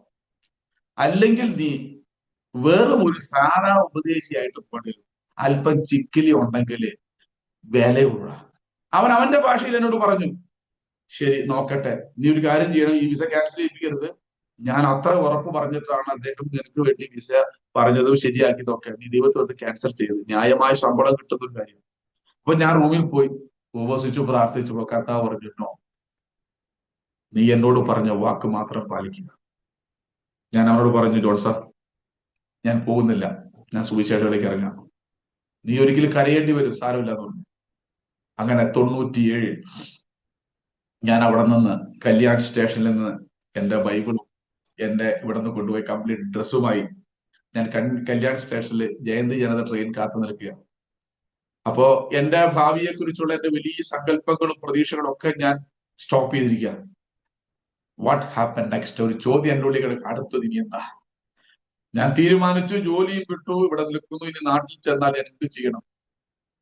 കുവൈറ്റിലെ സഫാത്തിലേക്കുള്ള എന്റെ മോഹം അത് ഞാൻ നിർത്തി, ഇനി ചിന്തിക്കില്ല. അന്ന് ആ സ്റ്റേഷനിൽ വെച്ച് കർത്താവിനോട് പറഞ്ഞു, ഇതേ കുവൈറ്റിലേക്ക് എന്റെ സാക്ഷ്യവുമായി നിന്നെ ഞാൻ അയക്കും, പ്രോമിസ് ചെയ്തു. അന്നത്തെ എന്റെ ബൈബിളിൽ ഞാൻ ഗോഡ് സ്പീക്സ് ടു മീ എന്ന് പറഞ്ഞ് ഞാൻ എഴുതി വെച്ചിട്ടുണ്ട്. ആ ഡേറ്റ് സമയമല്ല. അങ്ങനെ നാട്ടിൽ വന്നു. ആ സമയം ബൈബിൾ കോളേജിൽ പഠിക്കാനുള്ള സമയമല്ലാത്തതുകൊണ്ട് ക്യാമ്പസ് ക്രൂസൈഡ് കുറച്ച് നാൾ വർക്ക് ചെയ്തു. അതിൽ ഫിലിം മിനിസ്ട്രി ഉണ്ടായിരുന്നു. പല സ്ഥലങ്ങളിൽ ഞാനും വേറൊരു പാസ്റ്ററായി പല സ്ഥലങ്ങളിൽ ഈ ഫിലിം പ്രൊജക്ട് മിനിസ്ട്രി ആയിട്ട് അങ്ങനെ കുറെ നാൾ പോയി. പിന്നെ ബൈബിൾ കോളേജിൽ പോകുന്നു, ബൈബിൾ കോളേജ് പഠിച്ചു, പഠനം പൂർത്തീകരിച്ചു. അതിനിടയിൽ 3-ാം വർഷത്തിലേക്ക് പ്രവേശിക്കുന്ന സമയത്ത് ഞാൻ വിവാഹിതനായി. 2000 എന്റെ വിവാഹം കഴിഞ്ഞു. 2001 ഞാൻ പാസ് ഔട്ടായി പുറത്തു വന്നു. അന്നു മുതൽ കൃപയാൽ ഇന്ന് വരെ കർത്താവിന്റെ വേലയല്ലാതെ വേറെ ഒരു വേലയും ഞാൻ ചെയ്തിട്ടില്ല. അങ്ങനെ ബൈബിൾ കോളേജിൽ പഠിച്ചു ഇറങ്ങി. എന്റെ കൂടെ പഠിച്ചവരെല്ലാവർക്കും ഓരോ സുവിശേഷ സ്ഥലങ്ങൾ കിട്ടി. അവർ പ്രവർത്തിക്കുന്നു, എന്നെ വിളിക്കുന്നു, അപ്ഡേഷൻസ് ചോദിക്കുന്നു. എന്തായി? VSA, എന്റെ പേര് ഇനിഷ്യൽ VS ബിജു എന്നാണ്. എന്നെ എല്ലാവരും VSA എന്ന് വിളിക്കുള്ളൂ. VSA എന്തായി കാര്യങ്ങൾ? ഞാൻ ഇതുവരെ ഒന്നും ആയിട്ടില്ല, പ്രാർത്ഥിച്ചുകൊണ്ടിരിക്കുകയാണ്. ഞങ്ങൾക്ക് ഓരോ സ്ഥലം എടുത്തു, ഞങ്ങളിത് ചെയ്തുകൊണ്ടിരിക്കുകയാണ്. സ്തോത്രാപ്പൻ കർത്താവേ, എനിക്ക് നോർത്ത് ഇന്ത്യ പോകുന്ന വലിയ കൊതിയായിരുന്നു. ഞാൻ ബോംബെയിലായിരിക്കുമ്പോൾ ഹിന്ദി പഠിച്ചതുകൊണ്ട് എനിക്ക് ഹിന്ദിയോട് വലിയ താല്പര്യമായിരുന്നു. ഛത്തീസ്ഗഡിലുള്ള ഒരു കത്തദാസന്റെ ബൈബിൾ കോളേജിൽ പോയി 3 വർഷം പഠിച്ച് നോർത്ത് ഇന്ത്യ സുവിശേഷ പ്രവർത്തനം നടത്തുന്ന വലിയ വലിയ താല്പര്യത്തോടെ ഇരിക്കും. അതുകൊണ്ടാണ് ഞാൻ വേറെ ഒരു സ്ഥലത്തേക്ക് പോകാതെ, പല ഓഫറും വന്നിട്ട് ഞാൻ പോകാതിരുന്നത്. അങ്ങനെ പെട്ടെന്ന് ഇരിക്കുമ്പോഴേ കർത്താവ് ഒരിക്കൽ സംസാരിച്ചു എൻ്റെ അടുത്ത്. ഞാൻ അങ്ങനെ കോയമ്പത്തൂരുള്ള മധുക്കര എന്നൊരു സ്ഥലം കാണിച്ചു തന്നു. ഞങ്ങൾ അങ്ങനെ വന്നു, ആ ദേശത്ത് വന്നു. കൃപയാൽ 2002 ആരംഭ സമയം മുതൽ ഞങ്ങളവിടെ സുവിശേഷ പ്രവർത്തനം തുടങ്ങുവാനിട വന്നു. 2022 ഒക്ടോബർ മാസം 22-ാം തീയതി വരേക്കും ഞങ്ങളവിടെ ശുശ്രൂഷയിലായിരുന്നു. കൃപയാൽ നല്ലൊരു സഭ അവിടെ ഉണ്ടാകുവാൻ കർത്താവ് കൃപ ചെയ്തു. തമിഴ് സർവീസിലായിരുന്നു ഞങ്ങളുടെ ആരാധനകൾ നടന്നുകൊണ്ടിരുന്നത്. 10-17 കുടുംബങ്ങൾ അവിടെ ആരാധിച്ചു വന്നിരുന്ന സമയത്താണ് കർത്താവ് അവിടെ നിന്ന് മാറണമെന്ന് ആവശ്യപ്പെട്ട് ഒലവക്കോടല്ല, ഞങ്ങളുടെ അതേ സെന്ററിൽപ്പെട്ട പാലക്കാട് നോർത്ത് സെന്ററിൽപ്പെട്ട ഒലവക്കോട് കരിസ്മ ചർച്ചിന്റെ ശുശ്രൂഷകനായിട്ട് എന്നെ ഇവിടെ സെന്റർ നിയമിക്കുന്നത്. കൃപയാൽ അന്ന് മുതൽ ഇന്ന് വരെയും ഈ ശുശ്രൂഷയിലായിരിക്കുന്നു. ഞാൻ എന്റെ സുവിശേഷത്തിലേക്ക് ഇറങ്ങിയപ്പോൾ ദൈവം ചില കാര്യങ്ങൾ കണക്ക് തീർക്കും എന്ന് പറഞ്ഞത് ശരിയാണ്. ഞാൻ 8-ാം ക്ലാസ്സിൽ പഠിക്കുമ്പോൾ എന്റെ കൂടെ പഠിച്ച ഒരു സ്നേഹിതൻ, അദ്ദേഹം അവിടുത്തെ KSUവിന്റെ സെക്രട്ടറിയാണ്. ഞങ്ങൾ വലിയ സ്നേഹിതരാണ്. സ്കൂളിൽ സമരമൊക്കെ ഉണ്ടാകുമ്പോൾ ഞാനും സജീവ പങ്കാളിത്തം വഹിക്കും, കാരണം ലീവ് കിട്ടുമല്ലോ. അതുകൊണ്ട് ഞാൻ ഇതിലൊക്കെ പങ്കാളിത്തം വഹിക്കും. പക്ഷെ ഇവന്റെ ഫാദർ ഒരു ഉപദേശിയായിരുന്നു. എല്ലാ ദിവസവും വൈകിട്ട് ഒരു 3 മണിയാകുമ്പോൾ 3:30 ഞങ്ങളുടെ വലിയ മെയിൻ റോഡിന്റെ സൈഡിൽ തന്നെയാണ് ഞങ്ങളുടെ സ്കൂള്. വലിയ മതിലുകളുണ്ട്. ആ സ്കൂളിന്റെ മുമ്പിൽ കൂടെ ഇദ്ദേഹം പോകും. ഒരു വണ്ണം കുറഞ്ഞ ഒരു മനുഷ്യൻ, ഒരു ജുബ്ബ, ഒരു വെള്ളം കൊണ്ട് എടുക്കും. തൊട്ടപ്പുറം ജംഗ്ഷനിൽ പോയി പരസ്യമൊക്കെ നടത്തും. അപ്പോ ഞങ്ങൾ ഇവനെ ഈ ഉപദേശിയെ ഞങ്ങൾ പോവുമായിരുന്നു. കാരണം ഇവൻ അപ്പനെയും സുവിശേഷത്തോട് വലിയ താല്പര്യം ഉണ്ടായിരുന്നു. അങ്ങനെ പരിഹസിക്കുകയും അതൊക്കെ ചെയ്തിട്ടുണ്ട്. പക്ഷെ ഞാൻ സുവിശേഷത്തിലേക്ക് സമർപ്പിച്ച് 2-ാം വർഷം ബൈബിൾ കോളേജിൽ പഠിച്ചുകൊണ്ടിരിക്കുമ്പോൾ ഒരു പരസ്യമൊക്കെ നടത്തുന്നു. ഞങ്ങളുടെ സഭയിലെ പാസ്റ്ററും കുറെ ശുശ്രൂഷകന്മാർ കൂടി എല്ലാം കൂടി എല്ലായിടത്തും പരസ്യമൊക്കെ നടത്തി. ലാസ്റ്റ് വന്നത് ഞാൻ പഠിച്ച സ്കൂളിന്റെ ആ ജംഗ്ഷനിലാണ് വന്നത്.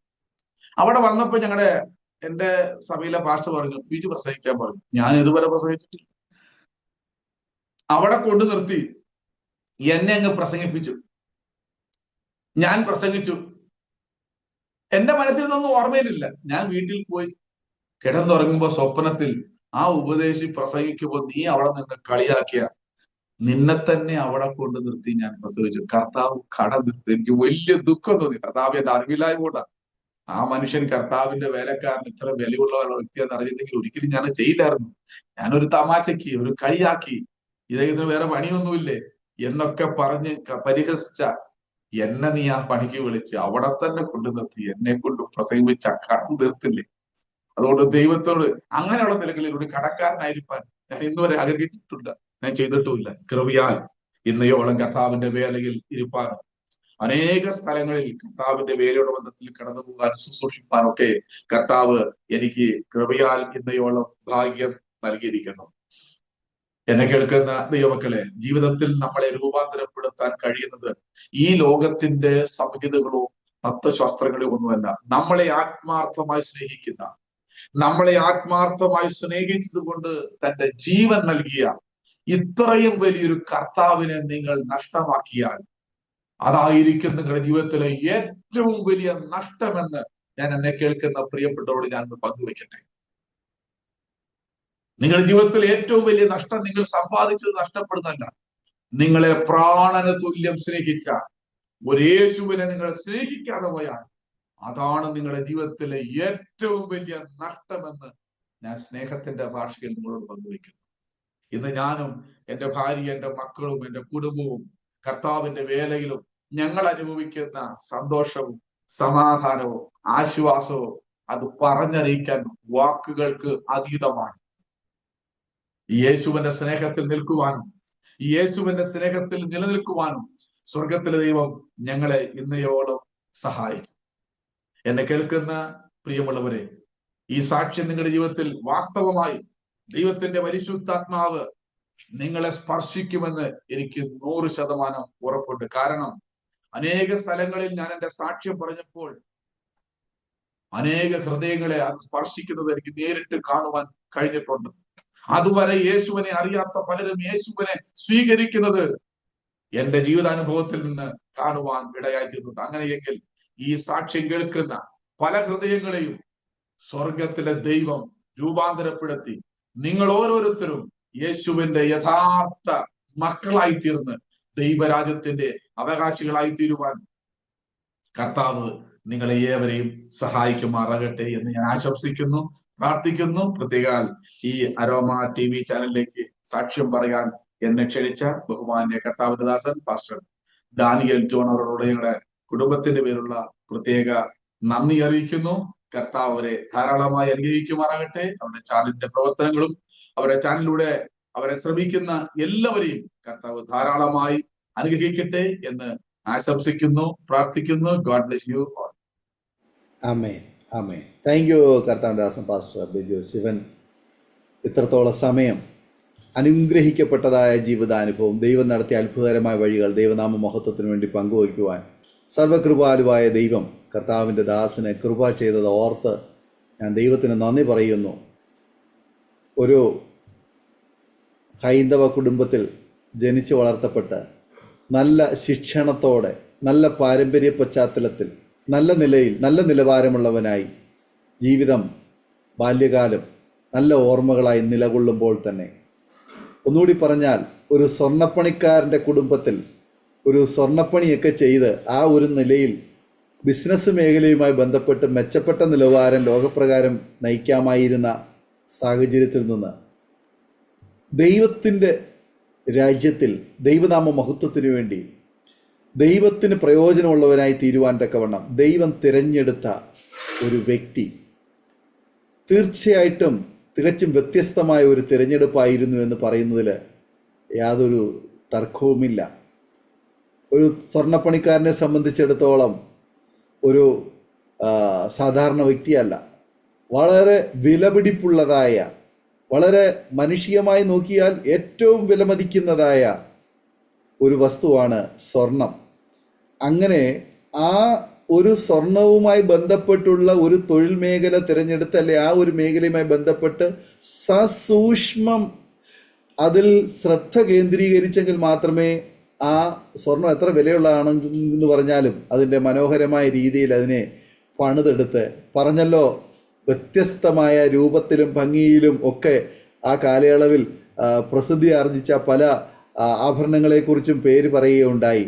അതൊക്കെ അന്ന് ഉണ്ടാക്കുവാനുള്ള ആ ഒരു വൈഭവം, അത് മാനുഷികമായ അഭിനന്ദനങ്ങളും പ്രശംസനീയമാണെങ്കിലും ദൈവം അതിനേക്കാൾ ശ്രേഷ്ഠമായ ഒന്ന് ആമേനെ കണ്ടിരുന്നു. പത്രോസ് മികച്ച മുക്കുവനായിരുന്നു, അല്ലെങ്കിൽ മത്സ്യം പിടിക്കുന്നവനായിരുന്നു. കർത്താവ് പത്രോസിനെ നിരീക്ഷിച്ചു. പത്രോസിൻ്റെ വൈഭവമൊക്കെ മനസ്സിലാക്കിയിട്ട് കർത്താവ് പത്രോസിനോട് പറഞ്ഞു, ഇന്ന് നീ മത്സ്യം പിടിക്കുന്നവനല്ല, നിന്നെ ഞാൻ മനുഷ്യനെ പിടിക്കുന്നവനെ ആക്കി മാറ്റുമെന്ന് പറഞ്ഞ് അവൻ്റെ ആ പ്രൊഫഷനെ ദൈവം മാറ്റി എഴുതി. അവൻ്റെ ട്രാക്ക്, അവൻ്റെ വഴിയെ ദൈവം തിരുത്തി. ജീവിതത്തിൽ ചില നിരാശയുടെ അനുഭവങ്ങളിലൂടെ പത്രോസ് കടന്നു പോയെങ്കിൽ അത് വലിയൊരു പ്രത്യാശയുടെ പാതയായി കർത്താവ് വെട്ടിത്തുറക്കുവാനിടയായി തീർന്നതുപോലെ പാസ്റ്റർ ബിജു ശിവൻ്റെ ജീവിതത്തിൽ രോഗം, അതിഭയങ്കരമായ ഗുരുതരമായ രോഗം, മാനുഷികമായി നോക്കിയാൽ പ്രതീക്ഷ കൈവിടപ്പെട്ടു പോകുന്നതായ ഒരു സാഹചര്യം ജീവിതത്തിൽ കടന്നു വന്നു. സങ്കീർണമായ സാഹചര്യങ്ങളിലൂടെയൊക്കെ കടന്നു പോയെങ്കിലും പ്രാർത്ഥനയുടെ പരിണതഫലമായി ദൈവത്തിൻ്റെ അത്ഭുത പ്രവൃത്തിയെ നേരിട്ട് അനുഭവിച്ചറിയുവാൻ സ്വർഗത്തിലെ ദൈവം കൃപ ചെയ്തു. ആ പ്രാർത്ഥനയ്ക്ക് ശക്തിയുണ്ട്, പ്രാർത്ഥനയ്ക്ക് പ്രവർത്തിക്കുവാൻ കഴിയും, പ്രാർത്ഥന കേൾക്കുന്ന ഒരു ദൈവമുണ്ട് എന്നുള്ളതിൻ്റെ ഉത്തമ ഉദാഹരണമാണ് പാസ്റ്റർ ബിജു ശിവൻ.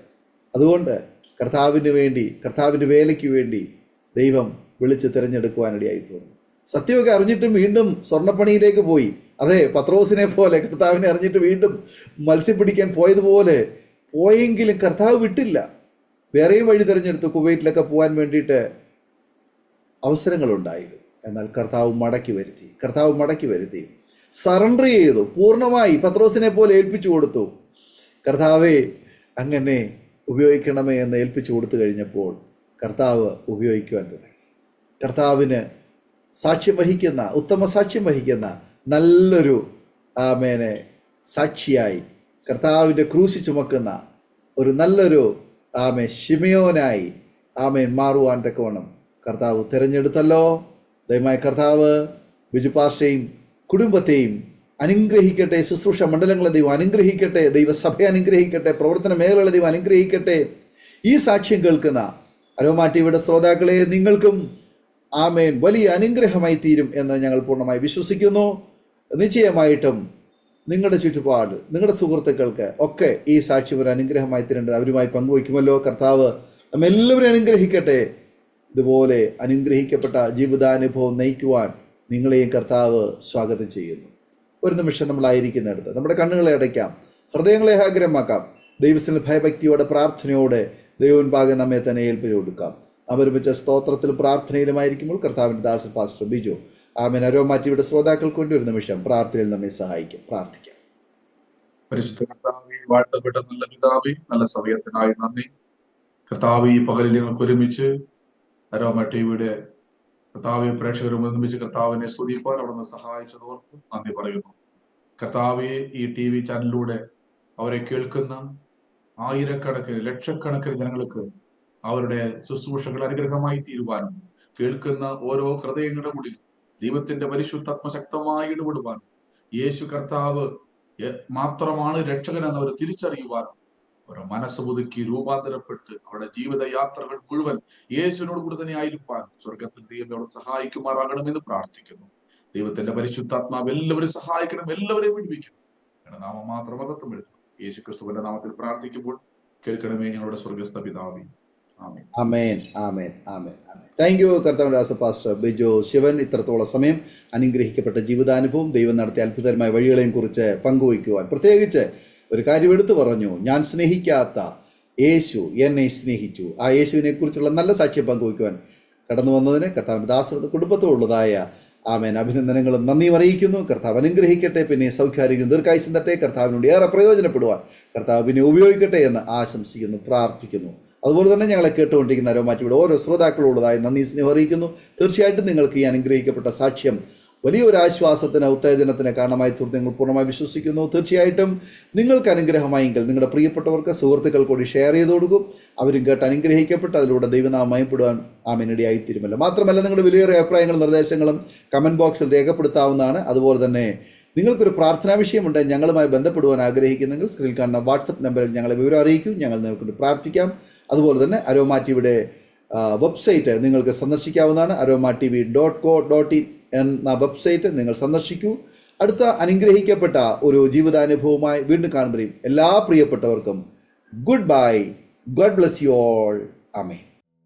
ഓർമ്മയുടെ മനോരഥത്തിൽ മായാത്ത ഓർമ്മയ്ക്കായി അരോമ മാട്രിമോണിയിൽ നിന്നും ജീവിത പങ്കാളിയെ കണ്ടെത്തൂ. നിങ്ങൾ ഒരു ക്രിസ്തീയ ജീവിത പങ്കാളിയെ അന്വേഷിക്കുകയാണോ?